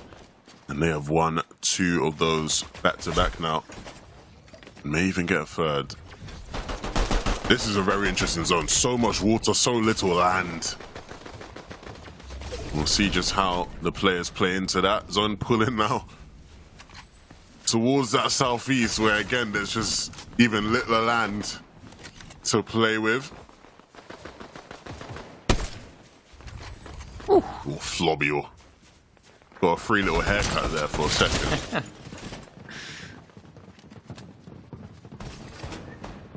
That's the danger of peeking out of your bunker. You get reminded of it when you just get a close shave like that. Stingy in a little bit of a disheveled bunker at the moment. Not really too much cover. And especially when there's another player involved, he doesn't want to be inside of this situation at all. Actually ends up just swapping bunkers. So now Stingy's in his bunker and Flobby's in the other. So a little bit of an upgrade, I guess you could say, for Stingy. It looks as though he's a little bit more HP in this one. And not quite in the zone, though, so this next rotation is going to be key for both players. Max also looking back inside of his bunker. He's inside of the zone. Very experienced player in Max FN. And he knows how to play this very well. Doing so very effectively as well. It seems like so many players are not even carrying assault rifles. They're only carrying these riot shields, and you can see why. He's able to rain down fire, quickly reload, and of course cover themselves as well. Seems like that's the perfect strategy in this endgame. Yeah, everything's shaping up just how it did in that last game. All these bunkers plopped down, everybody with a riot shield in their hand. Stingy, who made it very deep, 5th place in that last game, looking to try and go for even more in this one. Toxic Tryhard has just constantly been on the outskirts so far in this game, and again remaining just barely in that bush. Just inside of the zone, and that, unfortunately, you can see him stranded out there on that island. The zone has pulled all the way back to dry land, and he has got a bit of a task ahead of him right now. A gargantuan task, I should say, not just a bit of a task. That's going to be an interesting one for him to overcome. Leftover prize. No bunkers to his name, but of course he does have that mythic shotgun. It's going to become very useful if he decides to go for a little bunker heist here in the late game. Zynox still in the late game as well, so that's another solid performance from him. Can he build on that solid game 2? And of course that game 1 victory over here. Max also looking to make a little rotation of state. He does of course have that bunker to control and of course gain control of positions. Leftover prize actually jumping into this bunker, but no heals here, so he's going to be a little bit weak if he does decide to fight anyone. Max swinging his way through, trying to get into safety. The bunker plopped down just to ensure that even more. Has his eyes on Stingy, who's caught himself in a very, very poor position. Seems to just be able to get out, but hasn't really recovered to a better one.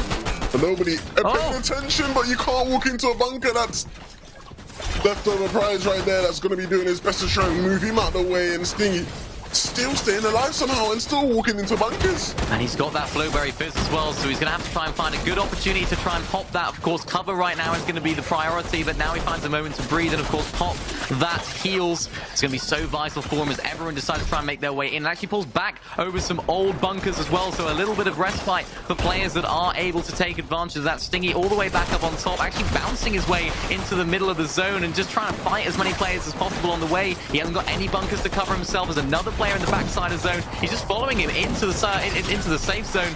Doesn't need to fight at that current stage. There's 3 players inside of the same bunker right now, all fighting it out. And now Stingy's getting fought in the back as well. You can't have a moment to rest here. You have to be watching all of your angles. Otherwise, this player's all over the place.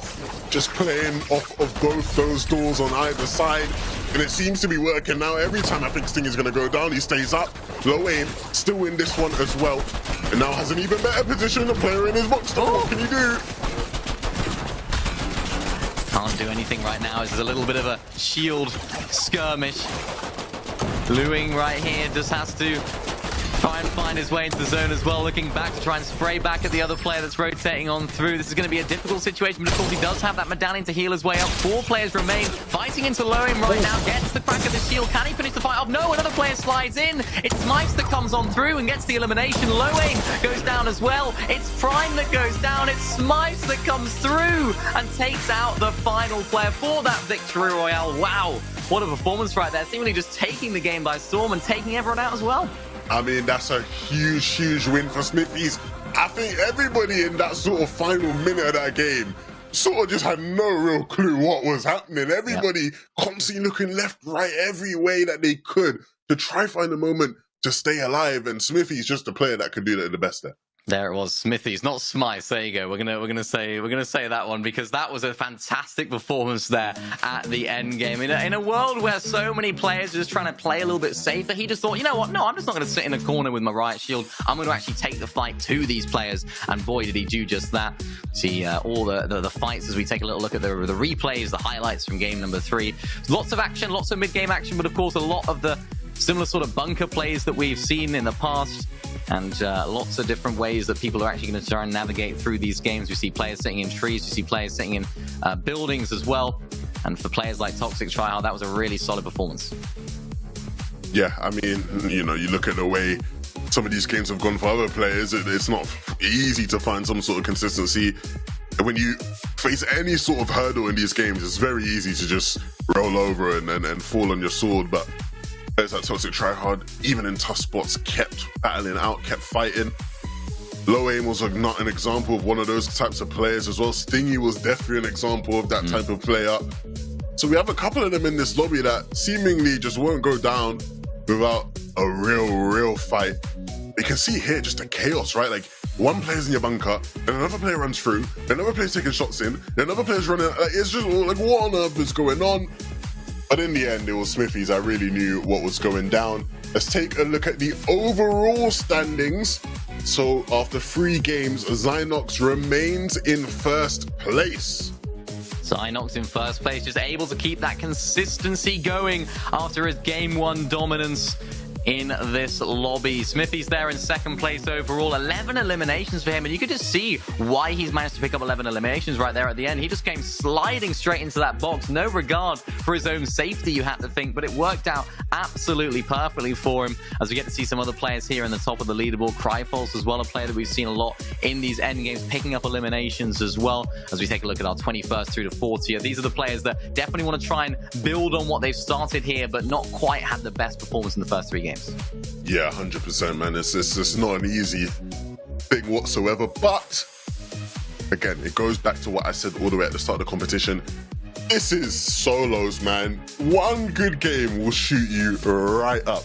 Just collecting that island is going to shoot you right up. I don't know how we all allowed John Cena to just get the island for absolute free in that last game, right?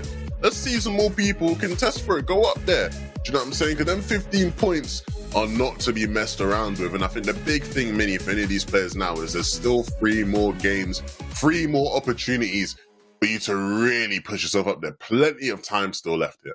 Yeah, we're only at the halfway point, right? So there's still players, of course, Zynox, that have done incredibly well in the first 3 games. There's no reason why not the players that are further down can't do the exact same thing in these last 3 games as well. If he can do it then, why not do it now? And that's what this latter stage of the competition is all about, making sure that your mentality is good, making sure that you can try and build on what you started, because you can't change the past. If you're a little bit lower down the leaderboard, you may be on 10, 15 points, something like that. You're not going to have to worry. You don't have to worry about that because that's in the past. It's all about the next 3 games and hopefully more of the same action, because so far it's been a little bit of different action to what we're used to, but action that's been really exciting nevertheless. Yeah, and I think one of the biggest things I think we've seen now after 3 games, and that every player can learn from is that there is a clear way to play this lobby. Like, there is a very clear strategy to go for in terms of load out, what types of positions you should be taking. Like, the game plan is there. You just have to play it. Yeah, it seems like that's definitely the way. And it seems like a lot of players in the end games, they're just trying to make the most of whatever their situation is. We see players that one in the top of the bunker, one in below the bunker, almost like a little bit of a situation where neither of them actually want to fight each other because they don't need to, right? They don't actually need to. So it's that moment where they have to play for themselves. It's very easy to get a little bit of a rush of blood and say, right, no, you know, this is my bunker. I'm fighting this guy down below. But it seems like it's working out for the players that are a little bit more calm, a little bit more passive, and quite allowing those players that are able to sort of share the positions that they're in, because they don't have to fight them all the time. And even players that are in trees, they're finding a lot of success doing that. We saw John Cena inside of the tree there at the end. So some great strategies on show here. Maybe we'll see some more development of that in the last 3 games as well. Yeah, I think the key here is you can't get taken out if you can't be seen. Well, exactly. Right? You know, so hide yourself as best as possible, and that typically is going to work. I think, yeah, we're seeing a lot of, you know, sort of those ignorance is bliss moments from players where it's like, oh, I can't hear that. Oh, there's a guy in my bunker. Couldn't even hear it. No, I had no clue he was underneath my bunker the whole time, right?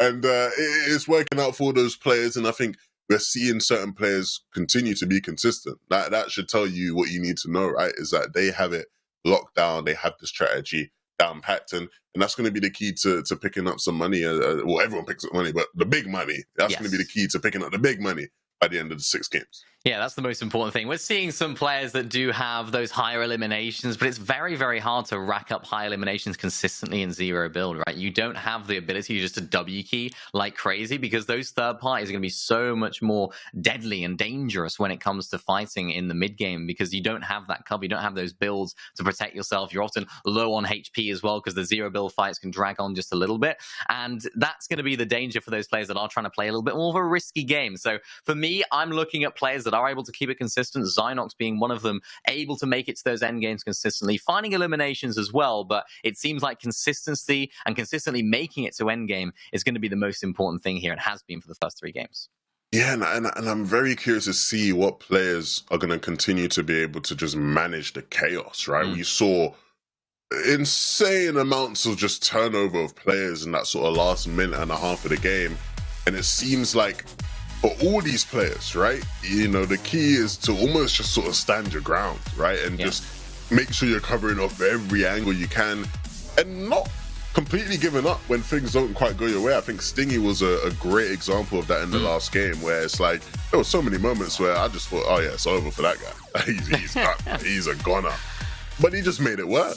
Yeah, he did, and that's just a testament to what it's all about here in Zero Build. Never give up in those final stages of the game, because you never know what can happen. One little refresh is all that it can take. Sometimes we see a little bit of a thought contestation for this one position, but no, the other player decides to rotate on through to the actual POI. Zynox, our winner of game number 1, of course, our leader in terms of the overall standings right now. We've seen his off-spawn strategy before. We're going to get to see it a little bit again here as well, as to how he actually approaches this off-spawn. I think having this area uncontested, despite the fact it is quite an edge map drop spot, and usually you want, sort of central map locations in Zero Build, it's still working out for him. And just the lack of action early game, I think, is really what's doing well for him. Yeah, 100%. Zynox, really, really sad we didn't get to see them pick up the win, but hopefully we get to see more of their highlights throughout the day, because they are on a whole different level right now. Yeah, they really are, and it's something that we have seen from some of the players, but just not quite at that level, getting that consistency going. Smithies, though, a player that has been very, very successful in our game number 3. We saw a crazy little play, and it's something that I just didn't really expect at all from the way that he was playing. Able to pick up this fencing fields NPC as well. These NPCs can be a little bit of a difficult task to eliminate sometimes, but what we have seen is some players that have actually benefited so greatly from these medallions in the late game. Having that constant heal is so valuable, so Smithies is just identify how valuable that is. I like this, though. He's not actually just rushing straight in for the golden loot, the mythic loot. It's very calm, very collected. He knows that a lot of players will be looking in this sort of vicinity and looking at what he's doing. Automatic also is trying to make sure that there's nobody getting up towards his hill. Loadout's looking good as well. No actual AR or spray weapon in the inventory right now. The auto shotgun is the shotgun of choice right now. Just sat on top of this reboot van. Interesting little strategy.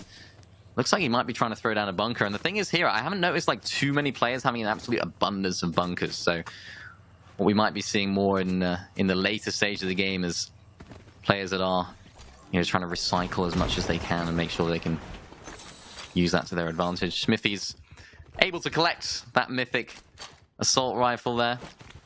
And I mean, that mythic assault rifle in Zero Build, that is the one that you want to be taking, 11.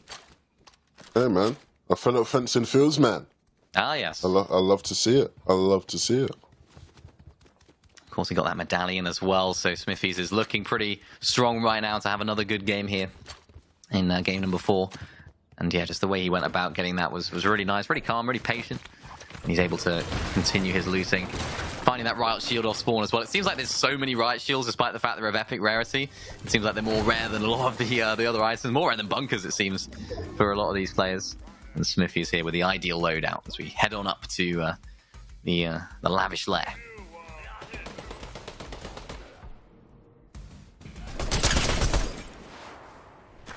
Look at our man Zynox here. Getting stuck in and picking up in a limb to start the game. Nicely done. Seems like another player has actually rotated into his drop spot there, if you see on the map on the bottom right. So what he's done really effectively here, he's actually just got in to the drop spot and got out as soon as he's got all his loot, which can be done at that drop spot. So many players will just sort of trundle around and try and find extra chests that don't exist at their drop spot and just wait around for no particular reason, just buying some time inside of the drop spot. But it doesn't actually work too well when it comes to Zero Build, because someone can sneak up on you from afar. And that's why Zynox just knows that he doesn't want to stick around there too long. He's getting to these elevated positions. There's going to be a launch pad up here that he can use to rotate on through. And he's in zone, so very nice positioning here.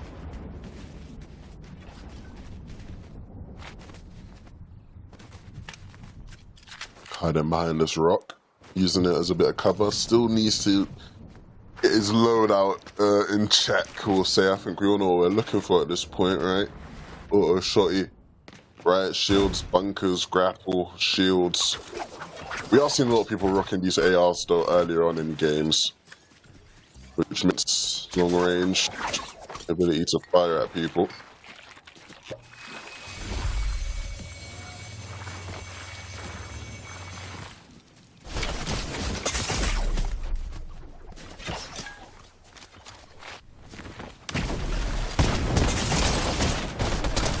Here though, inside of a fight against FaZe Sway, and again I can assure you it's probably not the FaZe Sway that a lot of people would know, but still nevertheless showing that he's got the skills to pay the bills here with the nice little beam on that other player. 2 eliminations here in this game, going a little bit of a rampage early on. This is what we were talking about before. If you overextend at this stage of the game, there's so many eyes that could be looking away. And for FaZe Sway, he does of course have those bunkers, so he can afford to be a little bit more flexible with his position, I suppose you could say. And he's quite happy just to be rotating through in the middle of the open because he knows he has that cover there waiting for him. I don't think I heard someone say skills to pay the bills since KSI in 2030. I ain't heard that in time. Alright, well look. One of the favourites for the whole competition, Pixovsky, finally getting some screen time and nice. Doing it well, picking up in the limb. It's been a quiet day so far from them, but getting into the fray now here. Just trying to make up for the lack of time. Someone said skills to pay the bills. To me, unfortunately, hasn't quite gone as well, so I need to try and make up for it as much as possible. Cine, unfortunately, going down. Lobby man making the lobby his. It's Noah who's pushing on through here. He's able to carry those big pots. I've seen a lot more people carrying big pots than what we've seen in previous seasons as well. Definitely due to that change in how you can actually consume them. So nice to see that's actually having a really positive impact here. Yeah, big pots are so clear, man. So good, man. So.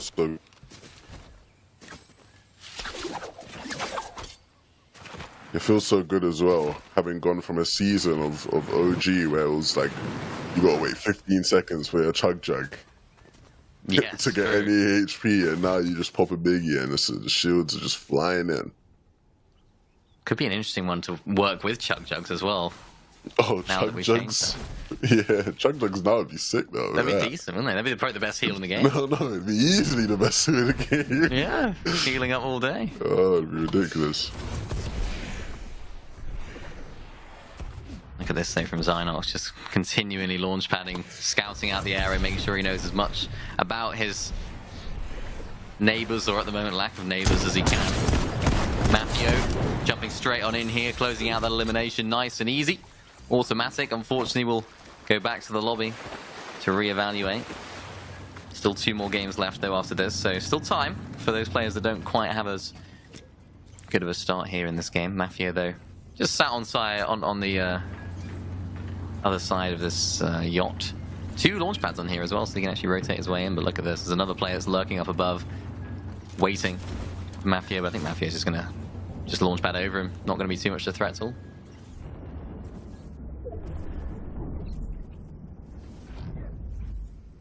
Let's see where he ends up landing as he gets into zone. You see Werex down below. Might have something for him. You see him looking, yeah? Looking right at him on the mini-map. And take some shots, but nothing too significant.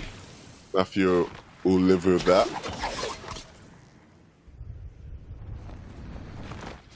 It's always interesting to me why people shoot players out of the sky in zero build. You hit them twice, waste your ammo, and you don't actually get any of their actual HP off. They just regenerate their overshield in the air. So, of course, no surge in this lobby. Not quite as necessary for the damage. Maybe not special. Yeah, I'll tell you that much. Not quite.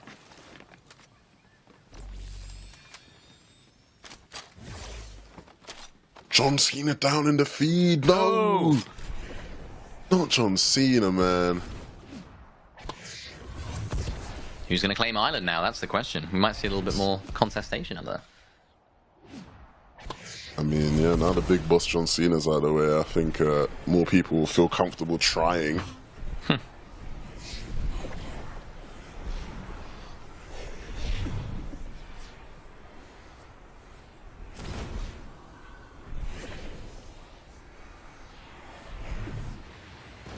Really mature gameplay here, though, from Zynox, not WK. You can see why he's our leader at the moment.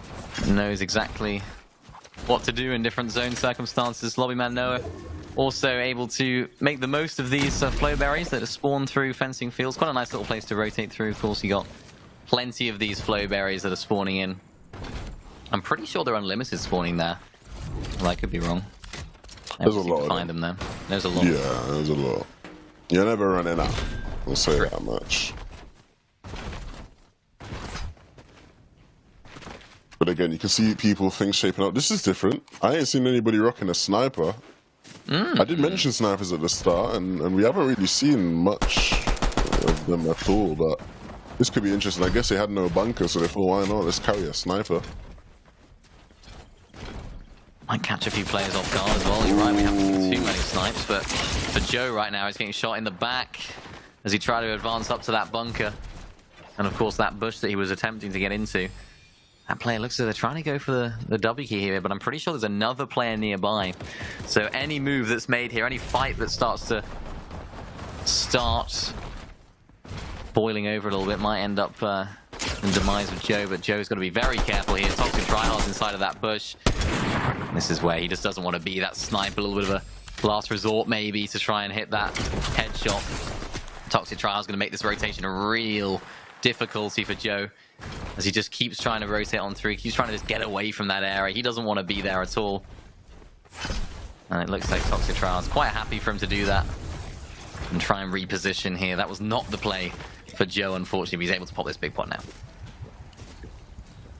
I mean, that shield came very in handy. A lot of shots were blocked by that shield. By both players he got into scuffles with. So, just goes to show Another reason why it's so useful, gives you a bit of extra time, extra shields, and of course you have an overshield as well anyway, so lots of opportunities to stay in the game.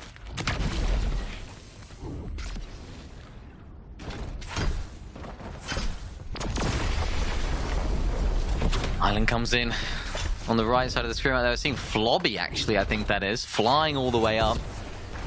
So it looks as though he's actually trying to make his way in.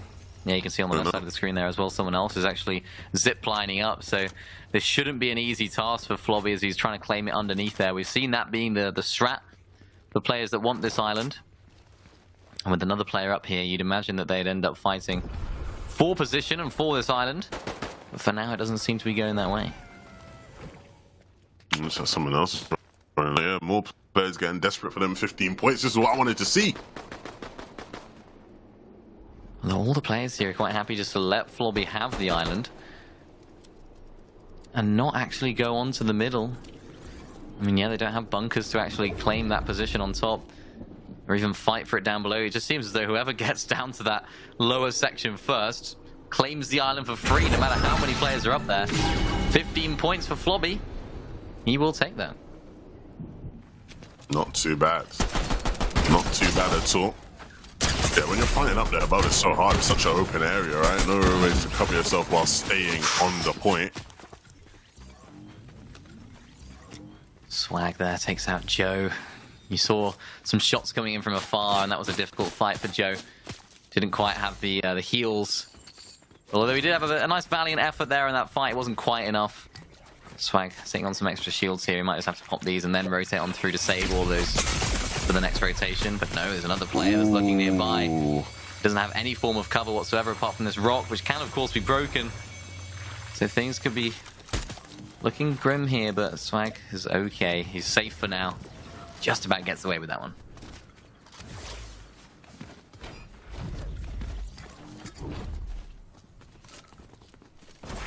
Surplus of medikits right now.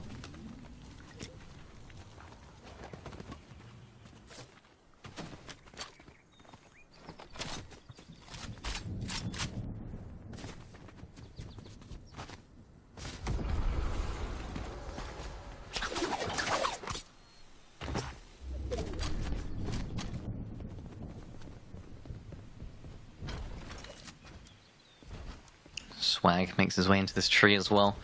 This seems to be the time where players do actually end up in trees. Don't have to expend bunkers if they have any. And of course, they're in a nice elevated position. Usually you don't want to be shooting anyone from this position, but can do if need be. Zynox sat inside of this bush. Again, playing things so passively. He doesn't go for eliminations, seemingly unless they're absolutely free. And we saw that at the beginning of the game, a nice early one to get a little good head start on the rest of the lobby in terms of points. But he's just sat inside of this bush right now, even though Zone is quite far away on the other side of the map. He has, of course, got that med kit if he wants to play inside of the storm for a little bit. Just has all bases covered, all potential contingencies all planned out for here. And Pixovsky is also able to be in a decent little position for himself as well. Max now, getting himself into a joust. Decides it's not worth it, and so backs off just a little bit. Backs off into the storm, Mini. Backs off into the storm. He has that medkit down there from the cache. And of course the big pot. Maybe that's the strategy. Thing is, he's not able to carry the medkit, so what's he going to drop here? Surely not the shield, or he's going to pop the medkit straight away. Interesting, okay.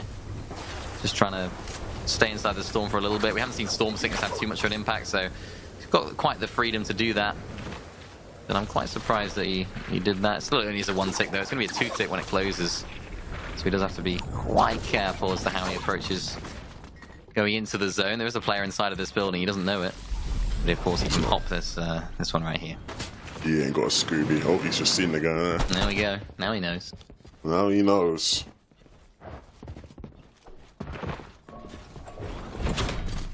I mean, this is a position and a half. Drops down, realizes instantly the danger looming. Now we'll reposition. Here's the player hopping up above him, so we'll move in and out of the doorway, trying to just make sure he doesn't get caught out. Oh my goodness, they're dancing around each other.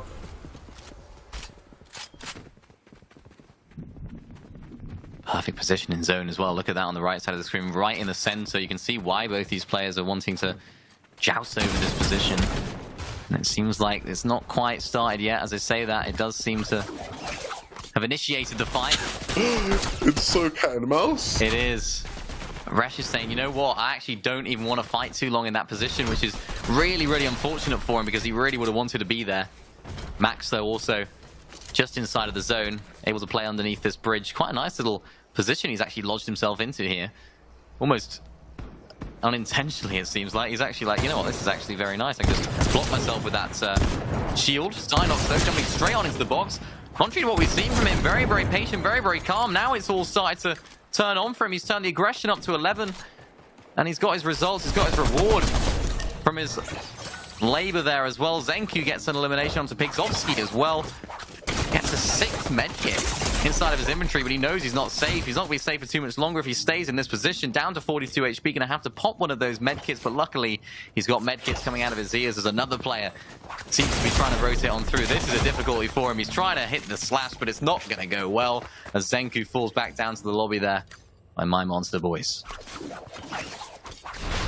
I mean, nicely done. Slicks needs to try and find his way into the safe zone, but there's a couple players on either side of him that will make that oh so difficult. Tizzy is the one to pick that one up, and he will benefit. Is he going to pick up the bunkers? I don't think he got the bunk. You know, he's not getting a bunk. He missed a bunk. He missed the bunkers. Bunkers there. Oh, he's going back for the bunkers. He's going back for the bunkers. You know, yes. Only one, but one can do a job. At the none. The difficulty is here. You see where the zone's going to pull. He's going to be gambling here. He's going to go on this. Oh, no, he's not. He's going to stay in the sea. I thought he was going to go on the island there, but no. I don't know if this is how to use my one bunker. Not quite. I don't think it's how he wanted to use his one bunker either, unfortunately. I think that's a fair assessment. Yeah, I think so. Oh, now he's breaking it in retaliation. Oh, he's fuming. Can't control himself. Emotions running high here in the EU PlayStation Cup. You have just joined us. Things are going crazy here. As Prime has to make a crazy rotation to make it into the next zone. It's not going to be easy for him. He does have the bunker, though, but he doesn't have any mobility or any shield. It seems like one of the only players in the lobby right now that doesn't have a riot shield. How is he going to approach this rotation? My guess is he's probably just going to run in. Be my guess. Yeah, I mean, that's probably, yeah, I'd probably bank on that. I mean, to be fair, there isn't many, you know, spaceships, they're not in.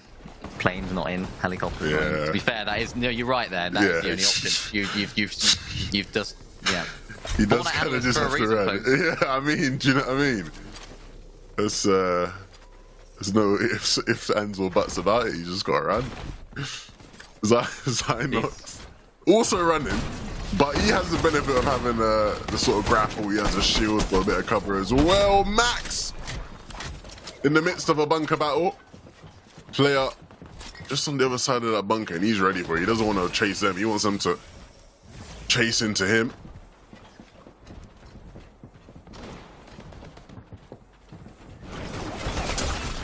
He's quite happy here just to stay below that bunker. Zynox also making a rotation through as well. He does, of course, have that medkit to heal his way up to the inside of the bunker. This is a big situation as our first place jumps straight into the box. Gets an elimination as well to boot. This is a difficult situation, though, because he needs to try and cover himself. But he's very, very exposed here underneath this bunker. No real cover other than, of course, his riot shield. That was a nice elimination from Zynox. He needs to try and find another one. Another player decides to go on in, but no, he decides to disengage in the process.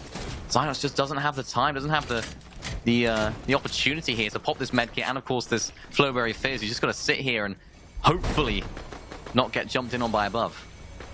Oh my goodness. This is insane. Oh! He's getting jumped on. But Zynox is always ready. Zynox is him, man. He came in, took this guy's position. He said, this is my bunker now, brother. Everyone's taking shots at him from every which way. He says, no, I'm standing on business. I ain't worried about none of you. I'm going to heal. And then I'm going to rotate when the time comes. Picks up a medikit as well. Then wraps back around. Interesting. Waiting on top of the bunker. Going to use that medikit just to time himself in the storm a bit. And I'm sure grapple his way on in. And these kind of players are the reason why this man is in first place. The rest of the lobby, though, is going to start to make their pursuit into the safe zone. Swimming on in. How many of these kind of zones have we seen anywhere? There's just a tiny bit of land and a lot of water around it. Zynox, one of the last players to rotate onto the island. And it costs him There were players looking back, and so he goes down. And now his first place slot is up for grabs. Toxic try hard, trying to make a push for that top side of the leaderboard as well. Decent performance from him so far, but he needs to try and have a good end game here. He's got the elimination so far to have the workings of a very, very good game. Spraying inside of that bush as well, trying to seek out any players that could be in there in a solid position right now. Unfortunately, though, for the players that are out at sea, they're not quite in as solid a position. Of course, the zone does pull over this island a little bit, so you do have to be quite careful. There's that one player just on the front side of zone that is in the prime position, despite not having any bunkers. Duet right now, also underneath a bunker. He's going to pull over the water here, Levin. I don't know how these guys are going to approach this rotation. They can't run here. This is going to get very, very tricky for a lot of these players. You might just see people rotate as late as possible on this one, just to avoid being that player. Lobby man, he's going to take the gambit and swim in. And it actually is going to pay off for him. He quickly gets to shore. Needs to be aware of all those players behind him. Everyone almost just putting on a peace treaty for a second. We're not going to shoot each other. Everyone just focus on getting into zone. And then the fighting can begin. Seems like everyone's trying to focus on Lobby Man now as well. This is not ideal for him. And now once the shots come through, they hear the crack of the shield. The attention is drawn over to Lobby Man No, and unfortunately he goes back to the lobby. And his game is now over, but Max is all the way up on top of this hill, trying to command the location, trying to command the area. There's another player right next door. He gets rammed all the way back. Max is now in the middle of the sandwich. He doesn't want to be there, as now this player Duet goes down as well. It's Prime that takes him out and goes down to the storm as well. Isan inside of the storm actually popping that med kit. So now it's a little bit of a standoff on the hill while the other player heals off. Isan, is he going to have enough to outlast these two's battle? I don't think he will. He goes down now. And so now the 1v1. One player in the tree, one player down below. Is he just going to pickaxe him down? You can see he wants to chop him out, but he's going to come down on his own accord. Old Suit looking to try and close out the game here and now. Can he be the person to win it? Oh, Karuma can't quite hit the shots to close the deal. So now both players will stand each other up again. Another jousting battle between these two players. Karama gets knocked back into the storm, gets to actually move his way into the zone, actually just charging in. Old Suit's right there as well, trying to spray his way through. Both of these players need these points. They need to push up to the top stage of this leaderboard. Karama gets hit into the animation. Olsu does as well. And Karama has the HP advantage, which wins him game number 4. Both players standing off right there with those shields. That was a long, drawn-out fight there at the end there, Levin, but patience, it paid off.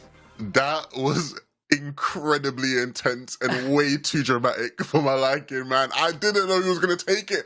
Both players reloaded multiple times in that engagement. The shields, again, just providing so much protection for these guys. That doesn't seem to matter, right? In terms of how much the other person shoots you. You just have to make sure you hold your nerve. Yeah, it seems like the strategy right now is to hold the shield, wait until the other player's about to send you into that animation and almost break your cover, and then as that's about to happen, switch to your shotgun, take a pop shot, and then go back to the shield, so it almost resets that amount of HP needed to go into that animation. Karama, though, coming out on top with our 1 elimination victory royale here in game number 4. Wow. Very, very solid stuff indeed. But that just shows it's all about trying to make it into that end game, and these shields are being proving to be the way they're going about that. It only takes 1 elimination to win a game. Didn't get the most points in that game though, because D-Wet had 6 eliminations and came like 5th. Well, so both of them sort of tied on 32 points. Really impressive stuff from D-Wet.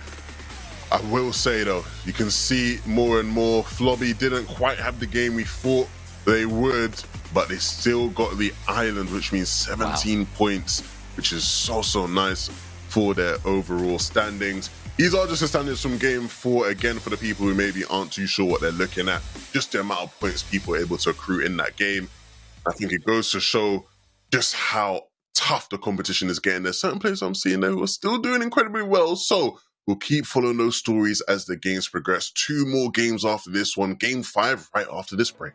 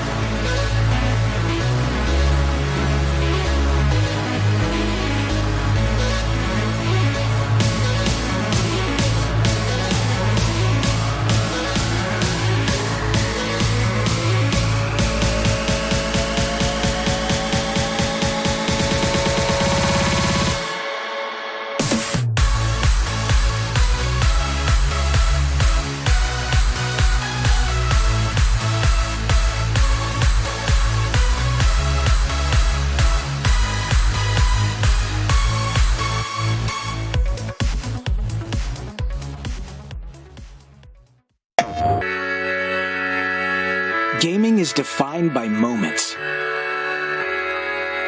It is intense. The joy of victory and the thrill of overcoming challenges.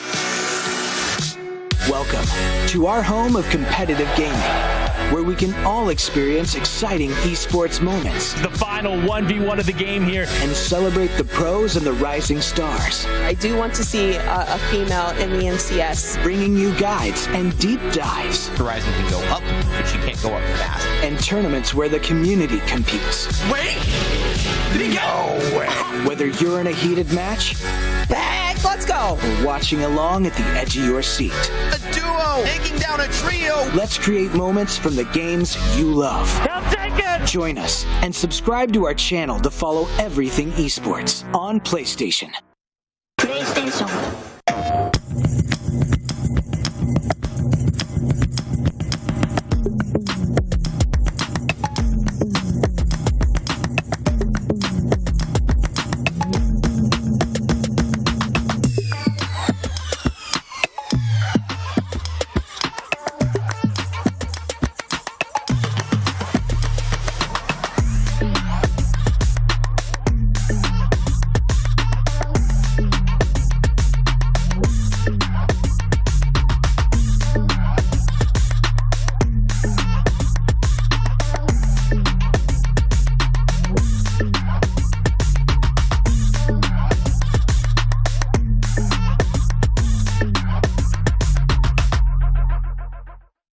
PlayStation.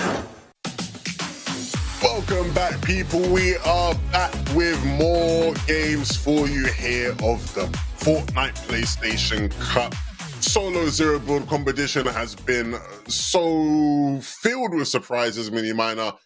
Are you even more surprised coming in? I knew I'd face some surprises today, but Yeah. even more surprised than you thought you would be after what you've seen in the first 4 games. Yeah, I think I'm definitely a lot more surprised, particularly the effectiveness and the amount of people that use the shields. I didn't think the shields were that good. I knew they were good. Yeah. I knew I saw a lot of people on social saying, oh, these shields are too good enough and whatever, but I didn't know they were that good. Like, they're actually essential. They're imperative to success in each of these games, and we're seeing it in every single one of them. The shield is so good. It, of course, has a gun on it. You have the pistol, and you have unlimited protection for the whole game. We even saw it there at the end. Battle of the Shields. It's just so good to watch. I mean, it's one of those things where it makes perfect sense, right? Sure. Zero build, the story of zero build Fortnite so far has very much been what items can we get to provide protection, right? It's why bunkers are so strong. And you're telling me we got an item that allows for mobile protection, like on the move protection, and I can shoot back with it? Unlimited as well. It's unlimited, bro. It's a no-brainer. It is a no-brainer. It's been a fun competition. A lot of these names now, as we head towards the last 2 games, are very, very much starting to sneak up there, right? I think we saw Isan in that last game come 3rd place, and he was already somewhere in that top 5 on the overall standings, right? So this is clearly a player now that is like trying his best to try to take home the whole competition, especially after Zynox went down a bit early there. Yeah, definitely. It's going to be closing things up a little bit on the top end of the leaderboard. It's going to be making things a little bit more close. And every single point, every single elimination, every single Rift Island captured now in these final 2 games is going to mean just that much more. Of course, Isan, you were talking about in 3rd place that last game. He actually had 0 eliminations as well in that last game. So it just shows consistency, and placements is where it's all at. 100%. 100%. Let's see who it's going to be to come out on top here in this next game. The players are ready. The battle bus is loaded and filled with all these different competitors. We're going to see an off-spawn fight here. Looks like we will. Zapotoz is not going to be the player to come out on top, though, and so it is D-Wet who picked up the most limbs last game. He had 6 last game all by himself. And now, another opportunity to run it back, pick up even more points, Mini. Yeah, great performance there off spawn from D-Wet. That's exactly what you want after coming hot off a really good game in that previous one. Making sure you make it off spawn in the next one is going to be absolutely vital. He's done just that. Actually able to get some decent amount of shield here as well with all these barrels, so this drop spot is certainly worth fighting over. And of course he's able to have a little vault under there as well as some excellent loot. Zynox, we know all about this guy's drop spot and the success that he's able to find from it. Not quite as successful as he's been in the previous games, in the last one of course, but not a bad performance at all, still on the top spot. Still sitting first place there. Is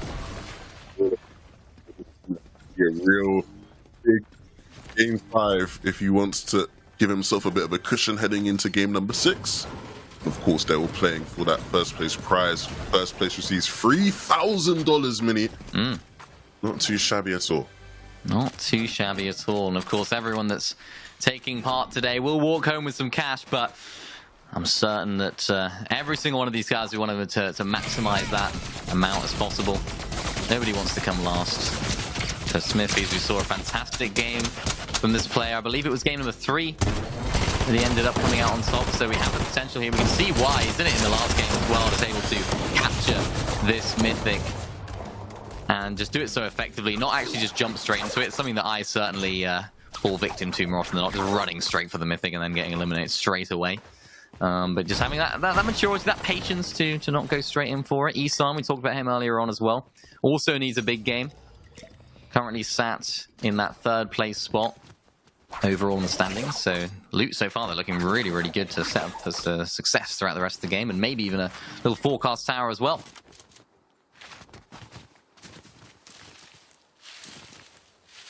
Yeah, Isan, one of those players that has definitely been incredibly consistent today, and is going to look to try and do his best to overcome this hurdle in the last game.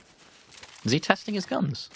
I don't know what this brother's doing. I'll be so real, bro. But I watch, you know, a lot of the games today, and I wonder what people are doing. So, you know, Okay.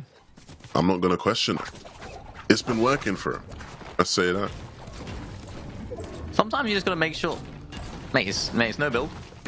No build, mate. I think he's just clearing a path, actually, just so he knows that nobody's in the area. But for a moment there, I thought he was farming up some brick.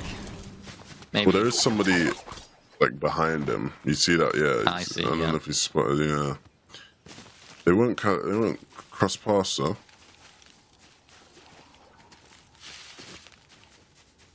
Interesting strategies coming through here. Something that you don't often see. It's Kev down there, as well as Isan just on top looking down.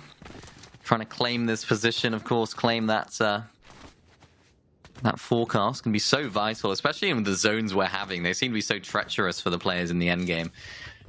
Having that early knowledge as to where the zone's going to be just puts yourself in such a good position. Of course, you have to make it there first, but getting yourself off on the right foot when it comes to knowing as much as you can and having the extra booster points that offers is always a benefit. Smithies inside the fencing fields there. It seems like everyone's quite happy for Smithies to have that mythic right now. Roman, though, not quite happy with how things are going over at Reckless Railways. Another player that decides to try and get involved in a fight, getting chased now as well. But of course, he does have that medallion. You can see his shield going up. He's going to try and buy as much time as possible to ensure that he's as healthy as can possibly be, whilst also having some shields in his inventory to actually heal up. But the chase is on, and the chaser is not letting up here. Gonna get some time to pop the fizz. Well, that player is going to hear it and drop down. Wow. The EMP comes through, and Roman just going to be absolutely overwhelmed. Blowway barely taking any damage there, Mini. Yeah. Want to see a little bit more caution there from the other player. I think that's what we needed. Of course, with these EMPs being in the game, you just have to be a little bit careful. When you know there's a person there, you can't just wait by corners and sit in areas where they can have that angle at you. So one more game after this to reevaluate, and Low Aim here has set himself up for a really nice game, getting that medallion off spawn. Of course, that early elimination as well. Sounds some decent points, so can certainly push his way up the leaderboard. Just not too far down. I believe 8th place going into this game, so certainly a potential here to have a big game and mount an attack on the top stage of the leaderboard. Gonna be opening up that vault as well. So plenty of ammo to be had. Any weapon upgrades and modifications he wants to make can be done here as well.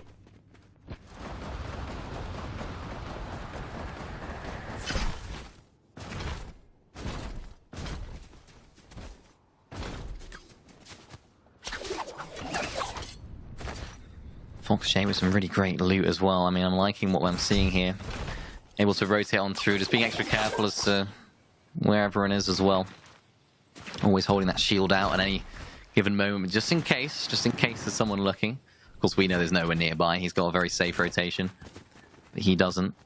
He's just trying to get more towards the center of the zone, maybe sort of pitch up inside of a building or a bush or something that he can just literally sit there and hope that he pulls zones, maybe even a tree if he wants to. And yeah, here we go. Sat inside of that tree now. Maybe he can read a good book or make a cup of tea. What would you do? I'd like to say I'd read a non-fictional book about the history or something, but I'd end up on TikTok. Yeah, sounds about right. Sounds Pretty about much. Right. Yeah. Yourself the same? Oh, absolutely. maybe you catch me on Twitter or something as well, scrolling. Yeah.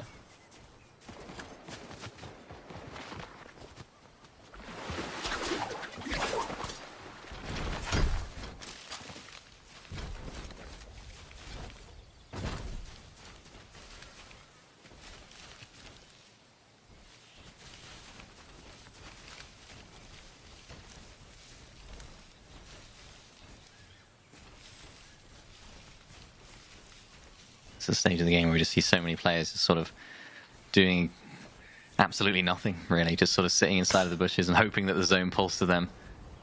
Let's rate everyone's bushes position. So what would you rate this bush? 1 to 5? 1 to 5 for Cryfalls, based on position only. Yeah, rate, yeah. I'd say this is like a 2. Okay. Close to a POI, people are going to rotate out there, quite low down, you know, it's not on an elevator position. So yeah, that's a 2 for me. Okay.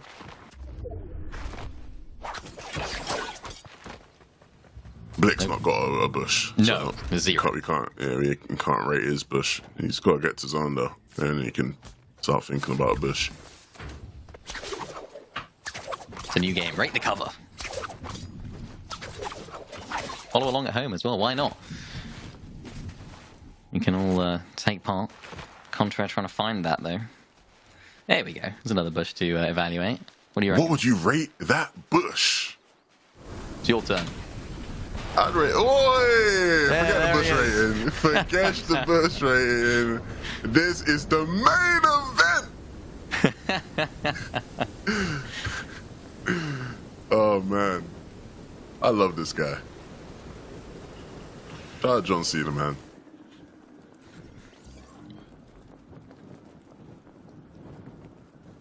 Bit weird to see a glider with no one on it.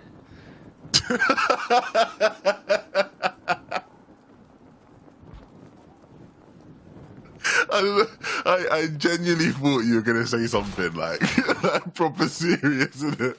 I really thought you were going to say something like, you know, just give us some deep analysis. I should have seen it coming. My bad. I should have seen it coming.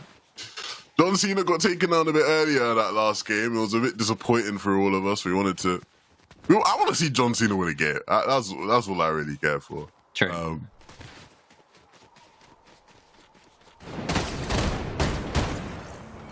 Contra Blake. No bush needed. Although he does actually have one next door. Just takes out that player with ease. Easy peasy. Not too much loot though, unfortunately for him. Nice little cache there as well. Ooh. Gets EMP'd inside of that bush as well. John Cena's trying to find him. Is it a bush of his own, maybe? Or just a little bit of cover to enjoy. He's got that mythic assault rifle. It seems like that's not too commonly used. Blick now, look at this. Gets WQ by Scary, and this is a difficult situation for him. Because, of course, it's the third pie. That's why you need a bush. That's why you need a bush, man. You never found a bush, and it costs him. Ooh, okay, Zynox, rate that bush. What do I rate this bush? I'd rate this a 3. Really? It's a calm little 3. Signy, what do you reckon? This is a 1 for me. Really? I'm not a fan of this bush. Probably You cold in it because it's got snow on it, so probably not quite as warm as Starry's bush here. It's not as comfy. Not as comfy at all. Just people in bushes. There we go, Murphine. I think Starry's in a better bush than Murphine here. Yeah, It's I'd got that agree. elevation. I'd agree. I'd say Starry's in a 4. His bush is a 4. I'd say this is a. I'd say this is a 2. Yeah, low ground. Yeah, not a great bush. Any more bushes? Can we find any more? Oh no, we got the island. We got more important things. We got the island. We got the island. The small matter of 15 points has appeared on the map. Cry Okay, falls that bush. as well. Inside think it's the a bush. 0. I give it a 0. I think this bush is a 0. Inside the storm. Not the one you want. Yeah, not a great bush. Flobby, though, you can see him really eyeing up this this island from his bush, attempting to maybe go up for it. We saw him claim it earlier on. It seems like a different player each and every time has claimed the island. Of course, we didn't get to see game number 1, but it seems like that's a little bit of a theme. But Flobby looks as though he's trying to go for the island. Gets a little bit beamed in the process, though. And actually he's able to try and get up there. But now look at this. A little bit of battle, a little bit of fighting going on. There's 3, maybe 4 players all going up. Yeah, Rush PCU tried to get it last game as well and didn't. So trying once again here. See if anybody else really is able to claim it. You gotta get down underneath. You can see already so many people up here, especially in comparison to what we've seen previously. Flobby trying to gain position, needs to be careful. He's getting shot at.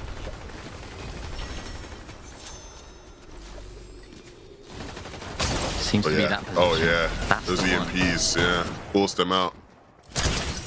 And this is one of the first times you've seen it be contested. Usually somebody just takes it with ease. This time people actually fighting for it. Not for long. No, we're right back. Well, we're back. He makes the decision. Flobby, he wants it. He knows how to win it. We've seen him win it before. And yeah, you're right. This is probably the first time we've seen too much action up on here. Seems like a little bit of a truce more often than not. But Lewin is quite happy to fend off the players that are trying to fly up as well. As Flobby's just claiming it. And this is the corner you want to be. Of course, EMPs can be quite problematic. But again, Flobby is just getting this for free inside of this area. The bunker giving him that protection. Another 15 points is going to go to Flobby, and that's going to be a really great little boost for him. Sat on 40 points right now. It's going to go up to 55 points for him, which is going to be absolutely vital. Wow. And as soon as he gets that, we've seen it all day. You know what? Let's just get out. We don't need the loot. If he can do that again, he's going to start getting into that contention talk.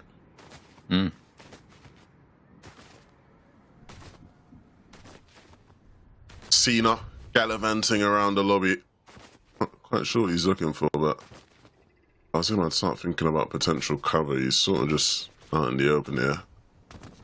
Fairly elevated compared to everybody else. He'll start be able to duck behind and get some angles if needed, but I don't see the plan here for Cena. All the way up on top here. Nice elevated position. Max trying to rotate his way in. Haven't seen too much from Max, but he's been slowly keeping up the points and making sure that he's climbing the leaderboard. Has been very dominant in previous events. Console, Zero Build specifically. Always see him playing in all the different regions to make sure that he knows how to play. He's always grinding, which is good to see. Toxic Tryhard goes down though. Barter, I believe, takes him out there. And it's a tough situation all the way down here in zone. Low aim. A consistent feature in a lot of these end games gets taken out here. Zenku doing a brilliant job there to take on one of the biggest threats in this lobby.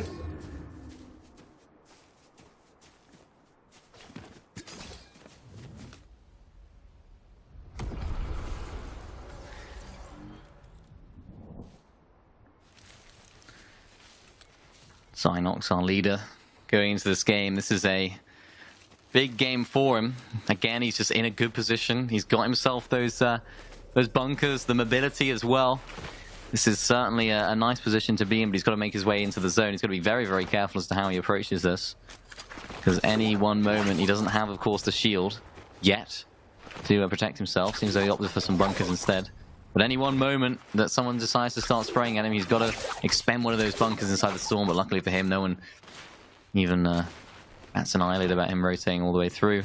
Everyone's trying to focus on themselves. They're trying to make sure they know how they're going to play this. Silent's trying to clear that push as well. Another player sat inside of the storm. He's just waiting here for the zone to pull. He doesn't actually need to use these bunkers. Now he might, because of course he has this zone. And there it is. The bunker coming through, and he's in a really nice position. As Kev closes out this fight. Kawhi is the one that goes down, but it wasn't an easy fight for him. There was a little moment there where I thought he could have lost it. And that's huge for Kev as well, because after using that medkit, you can pick up a shield, right? That's ultimately what everyone at this point in the game who doesn't have one is starting to think about. Where do I pick up a shield from?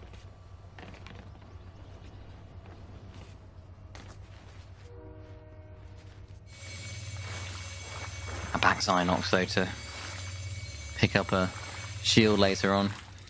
Kev able to use all of this Flowberry Fizz. Or maybe not, maybe save a little bit for the rotation. That's probably what I do here, but yeah, thinks, you know what, I'm just gonna use it all, make sure I'm maximum HP. Max as much as possible at least. As Zynox now actually goes in for this fight, closes on through. We know he needs that shield, actually closes into Kurama here. This is a big battle against two of our top players. Kurama actually tries to escape. Zynox hits a little beam right there. And he's actually above the Storm Surge threshold level. We have Storm Surge right here in the I can't believe my eyes. Oh no.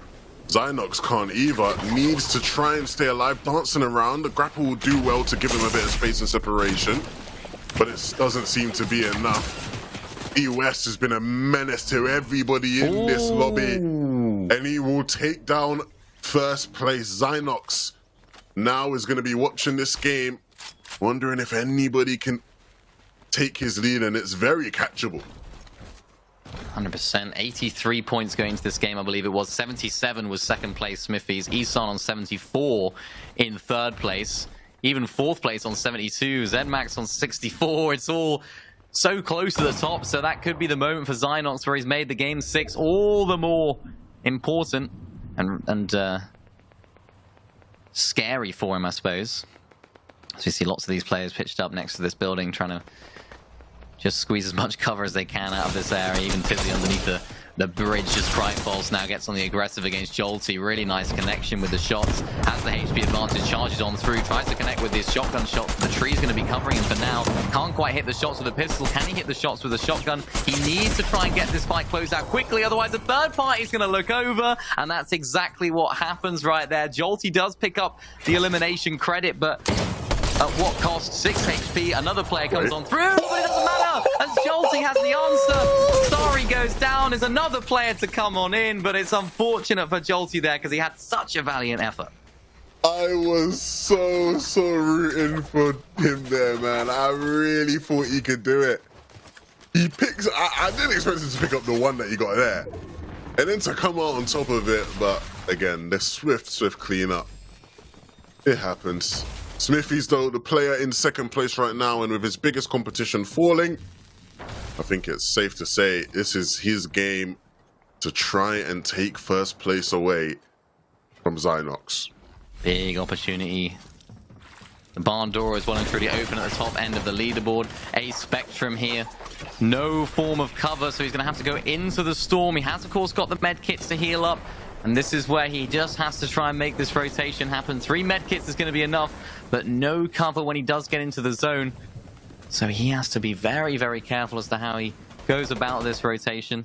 Altsu inside of the bunker, looking a little bit nicer here inside of this safety. If I'm him and I ain't got cover, I'm just yoinking someone else. I'm jumping in bunker, not in box, in bunker. Oh yeah, straight in there. Karama straight in this bunker as well, just below. Another player will get seen in the process. Another player comes on through and says, no thank you, that's my position. It's Mongrel who does come through, and unfortunately he does fall as well. Big face Mongrel going down. Smithies goes down in the feed area as well, as now Isan is having to fight underneath this bunker. This bunker is an absolute war zone right now. And Isan comes out on top, drops down into his own bunker, and able to clean up down there onto an absolute plethora of loot that he can choose from. Let's see what he's going to be able to get. Isan so composed, even in the most chaotic of situations, and that's why he is sitting in third place so far today. Really great stuff from him. He's got the med kits as well to make a rotation in the storm if he does need to. Max sneakily moving up the leaderboard. Now this is a great opportunity for him to maybe, just maybe, make his name known at the top of the leaderboard, but actually stacking 2 bunkers together to ensure he gets up a little bit of elevation. Zigmund also trying to make the rotation in, as amongst so many other players, hops straight into the bunker, but identifies there is a guy in there, not really worth the fight. He has to choose some sort of cover at some point and finds a little bit of moment's rest underneath this one. He's very exposed on that left side, though, so he's got to be very careful. Zeno there in the middle of the zone, also getting beaten. John Cena the same, just gets taken out. And it's Mafio that takes him out right there. Isan also making his way into the zone, into the bunker as another player. Or into the bush, I should say. 5 medkits for Isan. He has so much potential, so many options, but so little position when it comes to actual decent positioning for him. This is not a position to be in at all, but he's actually found himself a little bit of a nice bit of cover underneath this hill. Doesn't need to worry too much about anyone else nearby. Just has to sit with the storm to his back here. Yeah, I mean, for him to have found himself in this spot anyway is testament to how good he is, because that was a real tricky spot to be in. Max having to pop another bunker as somebody else started to tick away at his. Isan now, even though he's on the back foot, still trying to play to his strengths. Mafio, he's turned heel right now because he's taken out John Cena, and the crowd won't be too happy about that one, but we'll see whether or not he can use this to go on a championship run. It just seems like it picks up another tag to his tally. Will he be able to get a sick fear? He's looking for it. Wow. Big crack there. And needs sometimes use the big pots, but he'll get it on the train tracks here. Is he going to use the time? He spotted someone, and then he didn't quite go for the big pot. Maybe he could have snuck it in. Now that means when he lands here, it's going to be that much more awkward for him. 2 players beneath him, another player in front of him, up in his face now. One jumping around. I don't know who is going to be the one to actually start taking shots. Same, it seems like nobody. He's still going to get time here. He's up onto the high ground, though, up onto this bridge. This is a good position to be in, but he's sharing it amongst a lot of other players. They don't want to share it at all. You see Max is trying to make sure that he can hit as many shots. Mafio all the way down to 15 HP right now, just trying to find any form of cover. Jumps straight into another bunker with someone else, but unfortunately sharing is not caring in that instance as he goes down, as Isan still alive, healthy in this game. Max also the same, just trying to find any sort of cover to look back and spray the players down that are coming on in. Isan from the right side getting sprayed. Of course, Max inside of that bunker as well. On the right side picks up an elimination and is able to keep pushing through this endgame. And this is huge now, as Max tries his best to try and recoup as many points as possible through eliminations. Isan, though, just doing what he does best, staying ahead of everybody, making sure that he's in the better positions, but it actually gets caught out, and so that means just maxing out on our screens here with 2 HP. Can't take any more ticks to the storm, can barely afford to take any damage from any of his peers, and now charging at his opponents, but it costs him his life. And so Kevin PCU will benefit from that one. That's 3 on the game for him, and he keeps looking for more. 4 now. Kevin doing such a great job. Look at that. There it is. Zenku actually takes him out, though. It's Zero Build Mez versus Zenku, and Mez is the one that comes out on top right there in a little game of chess. Right there at the end, when every single player's got their back to the storm. Nobody wanted to make the first move, but Mez was the one that makes the final one. The all-important final victory royale elimination, netting him game number 5. Towards the end there, I couldn't even tell who was getting the eliminations. It looked like one person was getting them, but then there were so many different people taking shots, so it was just all over the place. A big, big game for Mez. That's the kind of game you want to have going into game number 6, right? As good as it gets. 6 eliminations and the victory. That's a huge coup for him. Huge, huge, huge indeed. And that was a really, really difficult zone. The way that played, of course, going up, over, through, of course, the hills and, of course, the bridges as well that had a part to play. As we look at the highlights from game number 5, of which there were many, we saw so many crazy plays from players in the mid-game, and even a little bit of a change up on the top of the island here. A little elimination we actually missed just on the side of that island.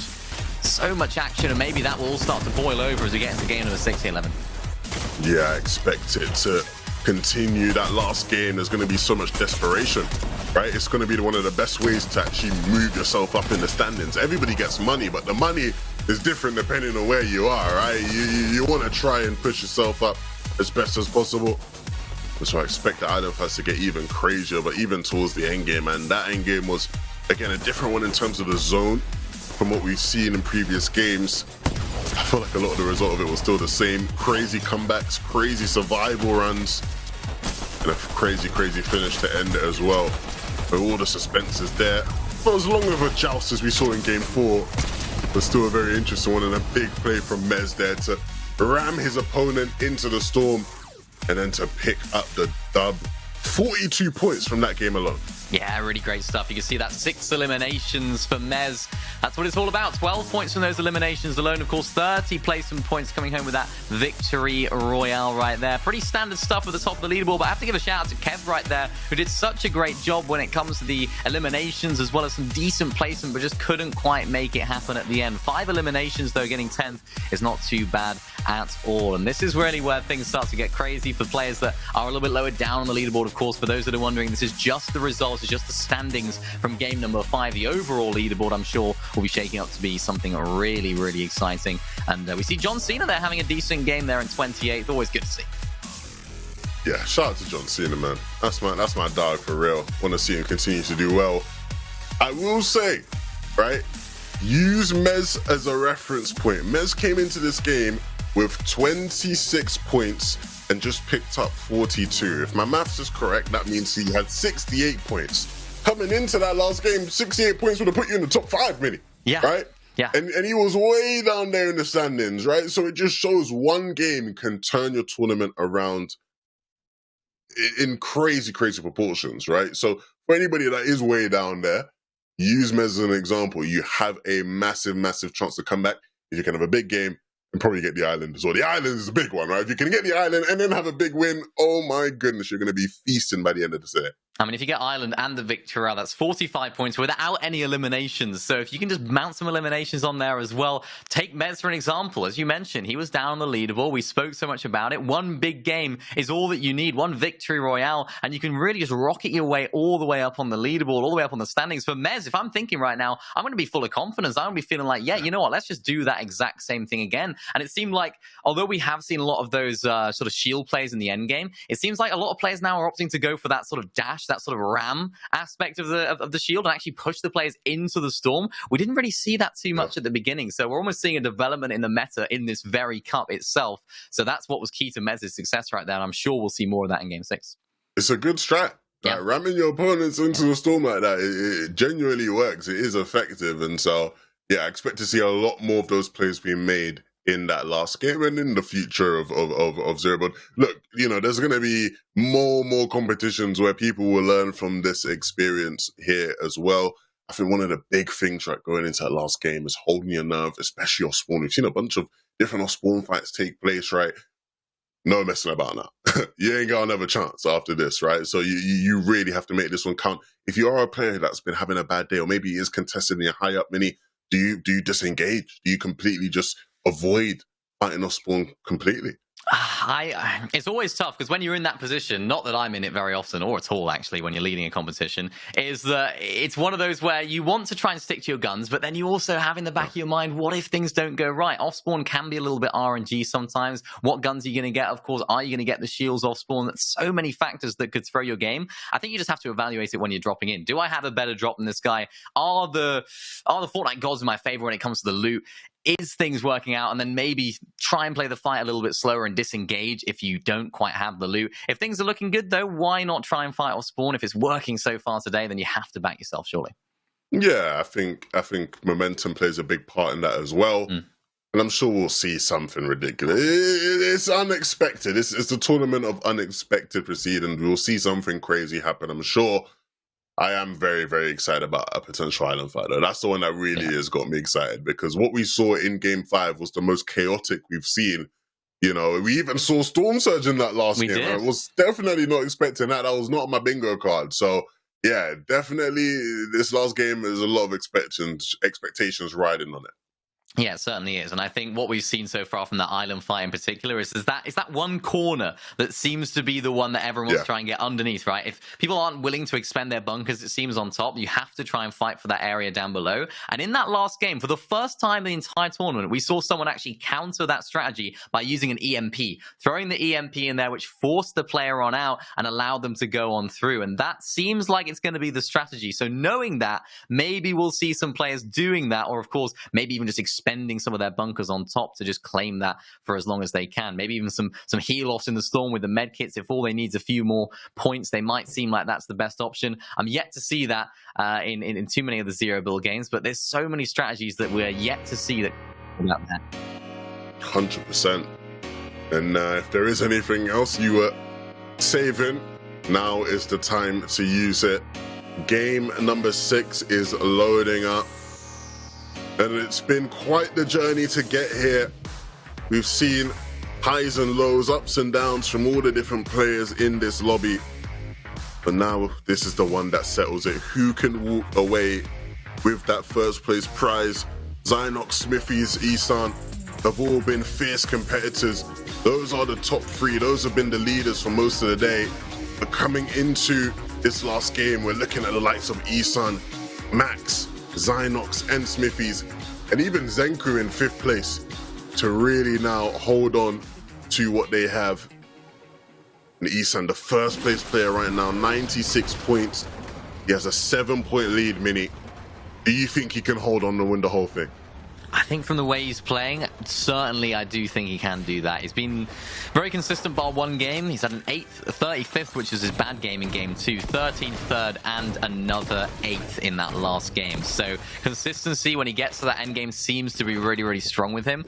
And that's not easy to do. It can't be understated how difficult that is to do in zero builds. And he's not even getting eliminations whilst doing so. So if I would choose a player that I'm likely to see in this end game, it's going to be Isan. Of course, Max, though, has a part to play as well if he can make it off spawn here. Has, of course, got that shield, but the other player is just not a challenge whatsoever for him. And that's what we're talking about. Off-spawn battles. Do you still go for it? Max has got nerves of steel here. He's not switching up at all. Max is a real gunman. That is a player right there. Do you know what I'm saying? This is a player that has snuck up on the competition a bit here towards the end. First 2 games for Max were 18th place and 38th place. The last 3 games for Max have been an 8th place 3 elims, 5th place 5th place 4 elims, and another 5th place 3 elims. Like, this guy is on form right now. And if he was to come and win the whole game, that would be quite the comeback. I mean, yeah.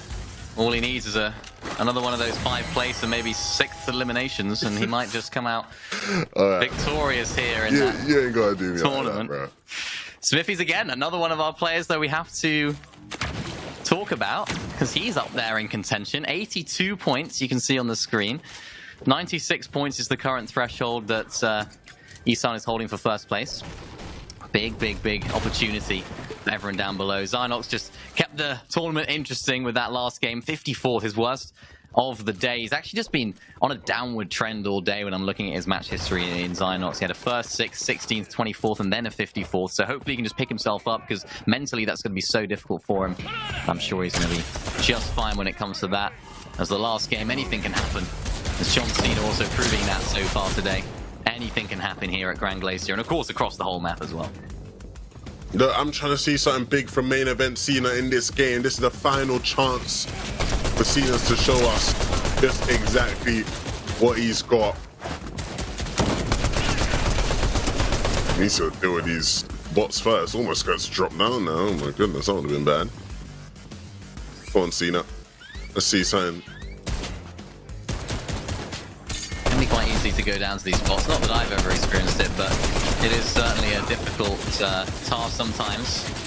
As John Cena just stays and keeps his distance. I don't think there's another player nearby. Maybe there might just be another little arrow there, but he gets the medallion and he gets that mythic assault rifle as well, which you've seen him have all day. There is someone there up above. I don't think he has made his presence known yet. Cena, you gonna take the mythic, son? You don't want the mythic? Oh, okay. Fair enough. I like this. Using the EMPs to get some golds from the vending machines. I think most people know about that now, but if you don't know that, there you go. You can use the EMPs to get some extra gold. I'd be surprised if there's anyone out there that doesn't know that. I feel like it's like the one thing I've been seeing all over. It's like best tips in Fortnite right now. Use the like everyone's like I know. That tip belongs on the bottom of a loading screen at this point. You know what I mean? Honestly. Like, did you know you can use EMPs to get... All right. If a door is open, a player has been there. Literally.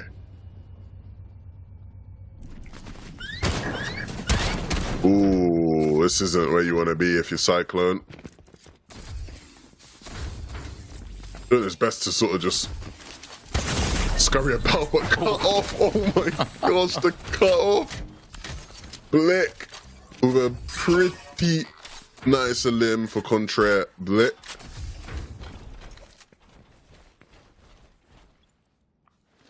He's got some company nearby as well, it looks like. So the fight may well not be over as Contraire Blick just makes this area his. Of the two players that were fighting there, Contraire Blick is doing better, so you'd imagine that would mean more to him than the opposite. There is another player nearby. They're just sort of inside this area of the map, sort of very on the south, very much on the south side. This is a great little loadout he's got right here already. Using these EMPs, we've seen so many players using them to clear corners and attempt to fight some players. He's just trying to hunt out maybe another player that's here, or maybe he doesn't even know that there's another player there. I'd probably put my money on that, actually. He doesn't actually know, but now maybe. He's heard something, maybe he's seen an open door, he knows there's a player there. Seems to be cautious of something. But what is it? Oh yeah, he knows for sure. He doesn't want to make a wrong move either, because one wrong move here, 11, it could be disaster for him at this point in the tournament. 50 points is not bad at all, puts him in that sort of top 15 mark. So it's certainly not a position you want to find yourself in at this point.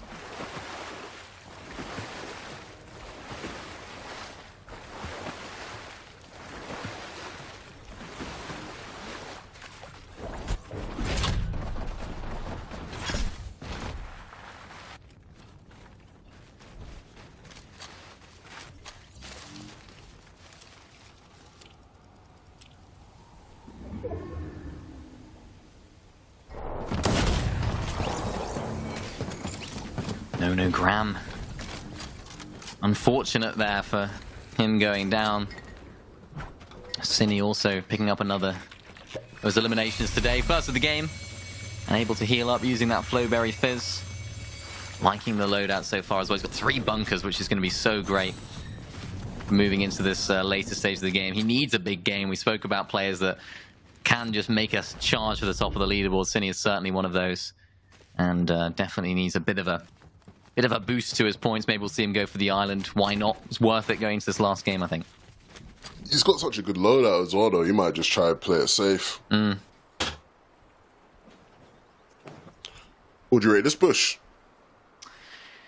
It would have been a 2, but I think because John himself is in it, I think it just increases the rating. You know, it makes it that much better. So 5 out of 5. But isn't that a bit redundant, though? But does he need a bush? True.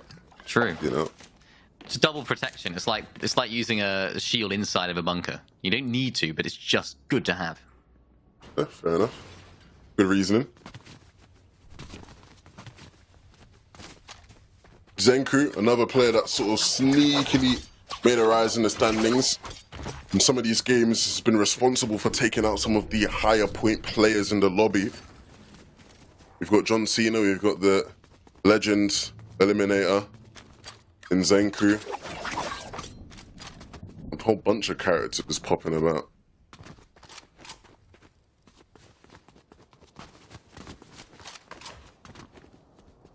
He's just trying to find a nice little area. It's actually a really nice position to find himself in. In zero build, all the players are just trying to find a position where there's as little angles, preferably one angle, to which they could be snuck up on or seen. Roman takes out Eye right there. Nice little fight inside of the bush. It's usually what happens at this stage of the game. You see a couple of players that are both fighting over the same area, and of course one comes out on top. Really nice position here for Roman. Of course, has a little bit of an extra bit of loadout, but no, not for much longer, as Mez, the winner from the last game, is going on an absolute charge right now. Takes out Roman. Doesn't want to go straight for that loot, though. He knows that there could be players lurking nearby, and it looks as though there is towards that east side. Goes back into his own safety of his domain and can heal up and maybe enjoy the fruits of his labor there.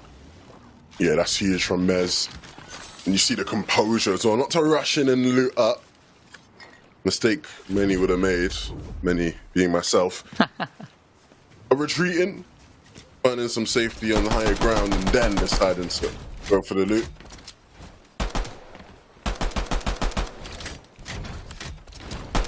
Big game for Zynox, though. This is going to be a massive test of what he can do. I mentioned it earlier, he sort of was on a downward spiral today in terms of placements. This is the perfect time to switch up that trend and try and find his way back in that top spot where you'd definitely argue he belongs, looking at his particularly first two games in terms of placement and performance. Really solid player, just has his game plan down to a T, really fundamentally sound when it comes to how to play zero build. He knows every single aspect. Resh is also just spectating from this bush, not wanting to make too much of a play, but even if he does peek here, I just don't think it's worth even shooting at Zynox, because of course he has that shield. Zynox knows there's a player inside of that bush, must have seen him go in there. Now he definitely knows he's getting sprayed from that angle. Decides to disengage. He doesn't want to try and fight here, because of course if he does get beamed, there's that player in the bush that's just lurking nearby. No. There's always a player in a bush lurking, that's the problem, innit? And Zynox is going to pay the price. If he was to go down here, it would be tragic. Spent so much of today in first place, leading the way. Finally lost his lead after the 5th game, and now potentially wiped out of contention to winning the whole thing. Can he win this fight? That is clutch right there. Zynox with a huge elim to stay in this tournament. Huge elimination for Zynox. The story's not over, though, as there's another player that rolls on through. Now Zynox is the talk of the town. Everyone's trying to get a shot at him. And there's so many bushes that so many players are in. He just can't catch a break right now. There's another player in that bush next door. He has to try and find a way out of here, because if he wants to get into the top of the standings here, he needs to have a good game. And the moment where Zynox needed a good performance here, it's all starting to go wrong for him. Used all of the bunkers that he had. The shield is looking low. He's running out of floppers as well. But he's able to find a little bit of safety inside of this house. And this house could just be the perfect safety net for him here. Huge couple of minutes for Zynox's tournament. But he's handling it with poise.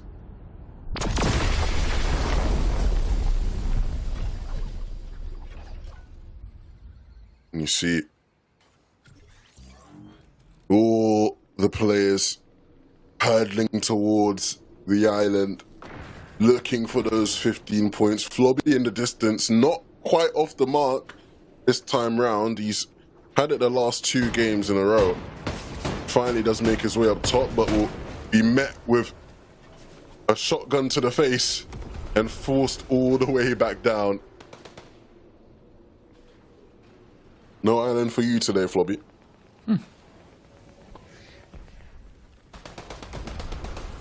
He's not too happy with it right now. It doesn't seem like too many players are on it. Maybe a little contestation right now. Flobby is up on the island. But again, it just seems like every single player that is up trying to contest the island, none of them have bunkers. None of them are willing to use them, at least. As Flobby decides to jump on down, thankfully he has the grapple to save himself. But look at this loadout right now. He's got absolutely nothing in his inventory. And unfortunately for Flobby, this could be the end if he gets shot one more time. No, he's okay. Managed to find a big pot as well to heal his way back up. There's so much action here on island. This is exactly what we expected here, Levin, as it's all starting to go crazy up here. It's all kicking off, and Flobby will have to watch from the sidelines. Back to the lobby he goes. And that is how brutal the island can be. Who will eventually claim it? It looks like Cine might be the one.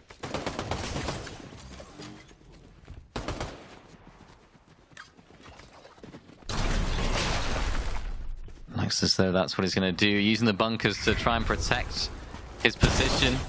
A proper island fight is what we're expecting today, and a proper island fight is what we're going to get here in game number 6 as Rifts come through. It undoubtedly means that players will be coming on through. Nice job from Cine right there to throw that EMP and rush Pichu, as time in the lobby is just no longer.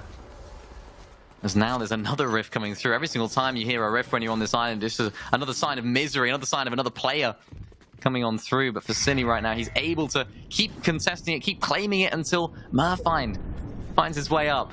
Cine's so close to claiming this right now. It's still a little bit of a standoff. Top versus bottom. Who's going to come out on top? Merfind trying to find the access point. But if he gets off it, it will just be claimed, and he's aware of that. Finally realizes where Cine is, and so trying to now just find a way to engage on him. Cine quickly backing off to find cover, hide behind that right-hand peak, but he will be found and runs out of the way. So now he can't hide in that corner freely. And now things just got interesting. Can Cine deal with this pressure? Can he deal with this attack? Oh. He cannot!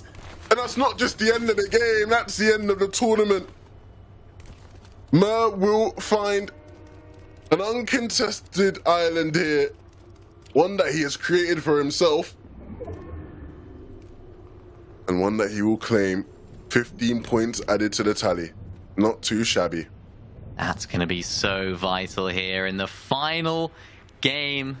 That island is proving to be such a valuable asset for these players, especially when they're willing to fight like they have been over that particular amount of points. Which is probably the first time I've actually seen someone claim island and then go for the loot that it offers. So it shows that every single player just wants to try and find as many advantages as they can. Any micro improvements that they can make over their previous games is going to benefit them here at the last second. Isan, one of our players, is hunting down that top spot, of course. Going into this last game was in our first place in the standings. We'll have to see if he can hold on to it as this game goes on through. But he's still alive, and that's the most important thing here. First place. Can't take this guy for a joke. Spots a player there.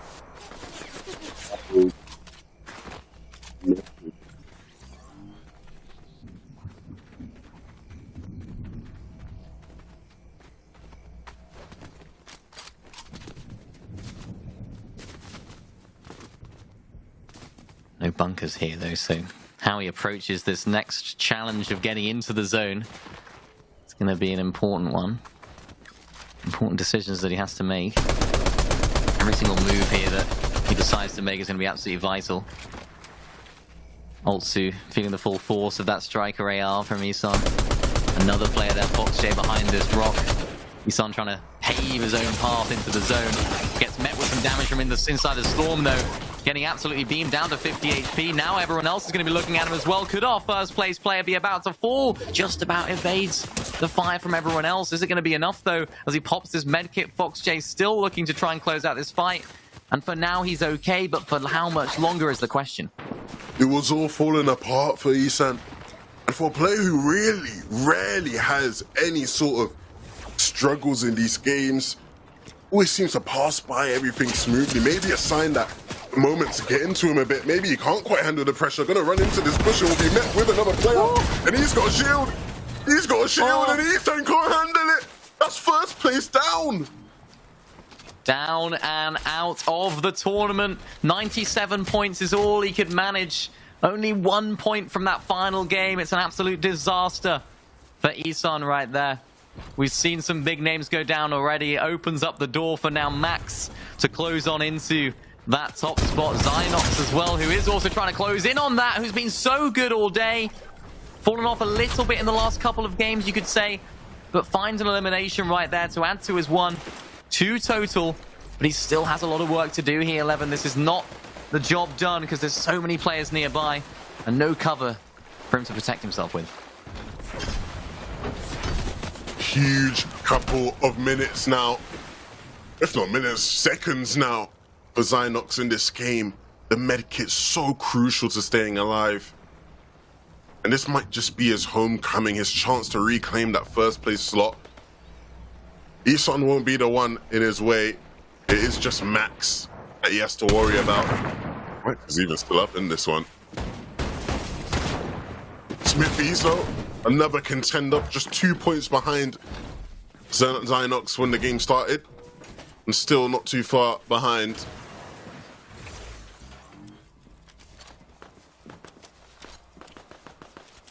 These two are the ones really gunning for first place now.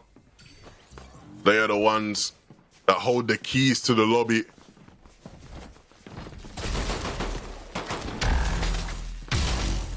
Zynox seems to be in the more treacherous circumstances right now. Smithy's not safe and sound either, though. There's a player right up above his bunker. We see Monkey going down right there inside of that water area. Nice position there for Zynox. He's actually able to push up onto this bunker on the hill. Actually connects with the player that's falling down as well. That's Pixovsky. And he's able to pick up an elimination. Zynox, though, getting beamed from above. Could this be the moment where he falls? And Smithies has an opportunity to take over. But no, he's able just to play his position right now, not trying to take too many fights, but no shield here, 11 for Zynox. This could be a disaster for him. On the right side, we're seeing him fall all the way down to low ground. There's so many players nearby, no cover for him. Has to use the remains of this bunker in order to protect himself. Things are really starting to get difficult for Zynox right now. But of course, he has this shield to be able to heal his way up for now, inside of the zone as well. Smithy's also trying to find an opportunity to get a beam off, not inside of the zone. So we're seeing currently Zynox inside of the zone. Smithy's having to make a rotation. So close right there for Zynox. I thought it could have been all over. Yeah, and he still has quite the distance to be able to recoup, what, 97 points Isan set? And now, just 6 points standing in between him and first place. Of course, he has a win and Isan doesn't, so that would help him in that regard, but he's going to be aiming for more than the 97. He wants to blow it out the water. Look who's still in this one. It's the one and only John Cena. And he knows how to do things differently. The only player seemingly in the game that doesn't have a riot shield. What are these tactics from John Cena? Clearly knows something we do not.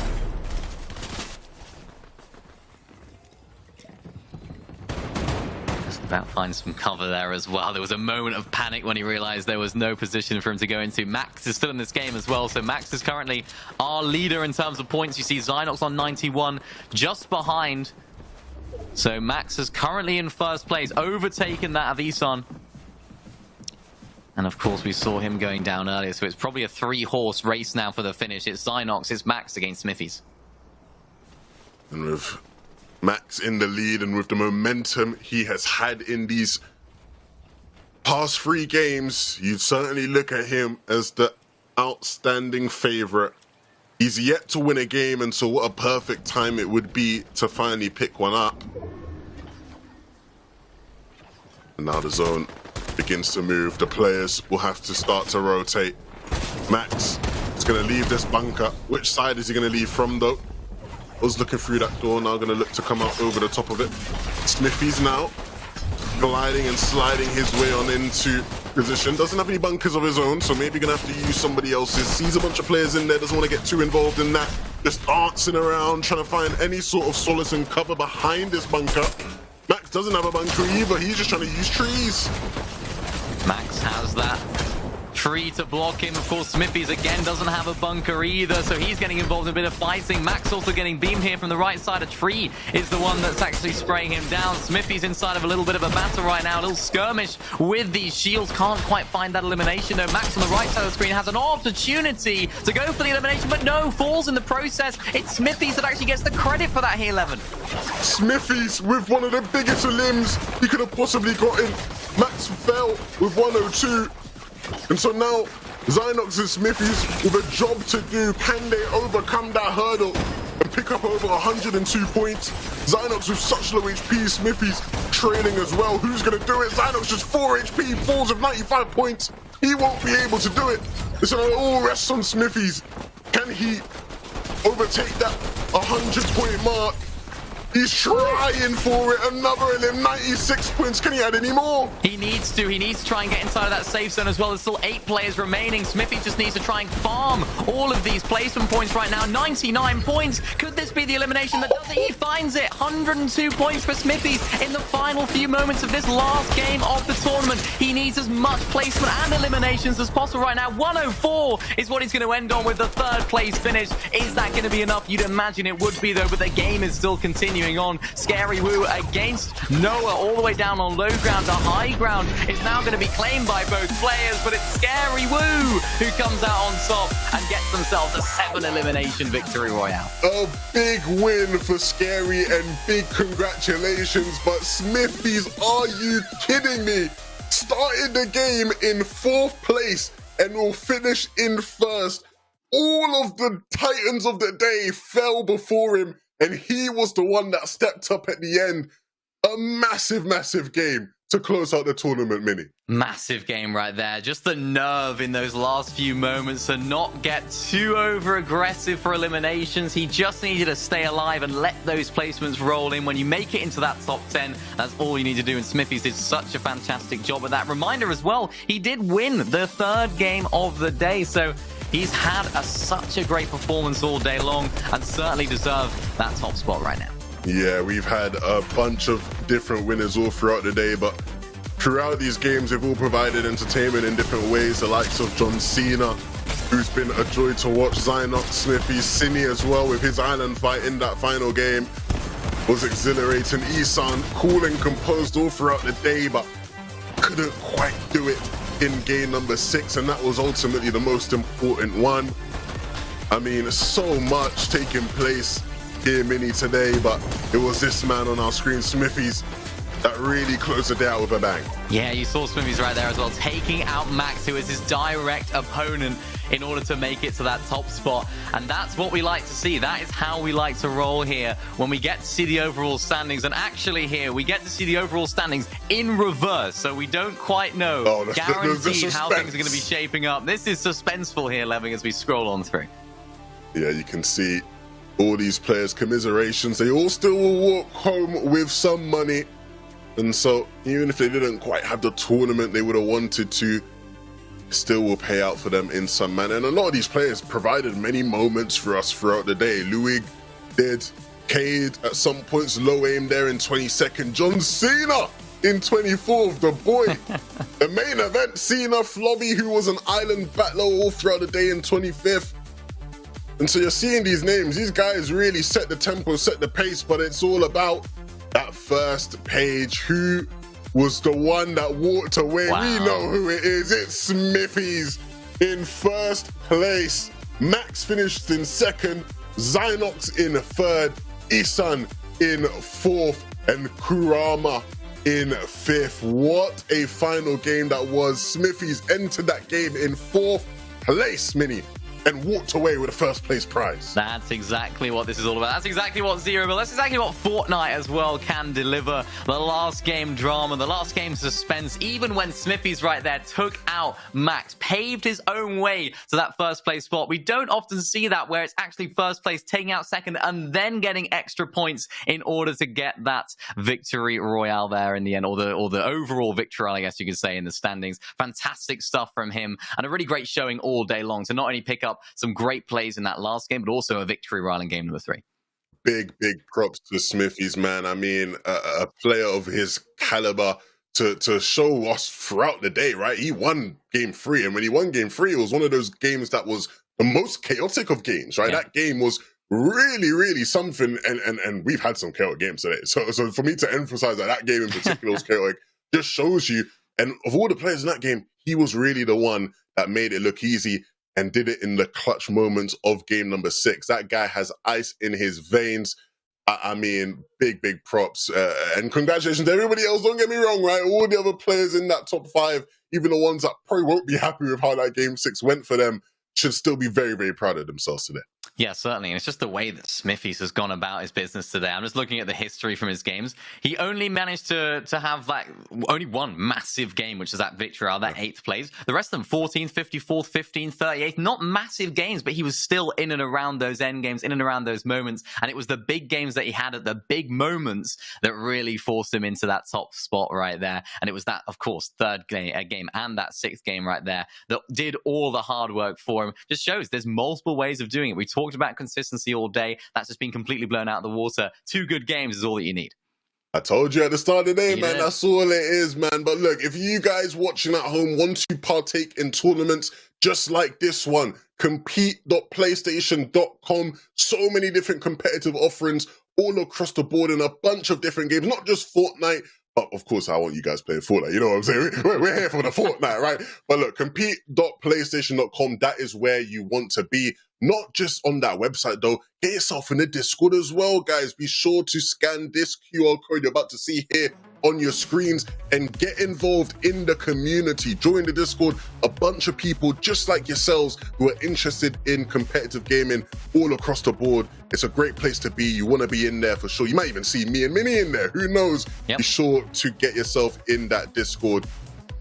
Wow, Minnie, what a day it's been, eh? What a day. What a fantastic day of competition. Solo Zero Bills never fails to entertain when it comes to the amazing drama that we get to see. And of course, Zero Bills in general, it's always great to watch. You always have some sort of like, it's always going into Zero Bills, it's always like, it's a little bit different to what we're used to. And it almost surprises every single time with how much drama it can actually create and how many exciting moments it can create. Because although at moments it is quite hectic, what we see is some really great talented players coming through. And I hope they can continue that throughout the rest of this season. Of course, the rest of the way that Zero Bill's going as well. So lots of tournaments that I'm sure these players will be doing well in the future as well. And that's what these sort of tournaments are all about, just unearthing that great talent. 100%, man. I could have never predicted today to have gone the way it did. What it did let me know is I do definitely want to see a 20v20, you know, Riot Shield only tournament at some point, right? That's something I definitely want to see. But look, it's been a fantastic day. Thank you all for watching. Minnie and I greatly appreciate you. Thank you to all the people in production. Thank you to PlayStation for putting this on. Thank you to all of you who have sat patiently and watched all throughout the day. We will see you very, very soon with many, many more competitions on the way. Peace out.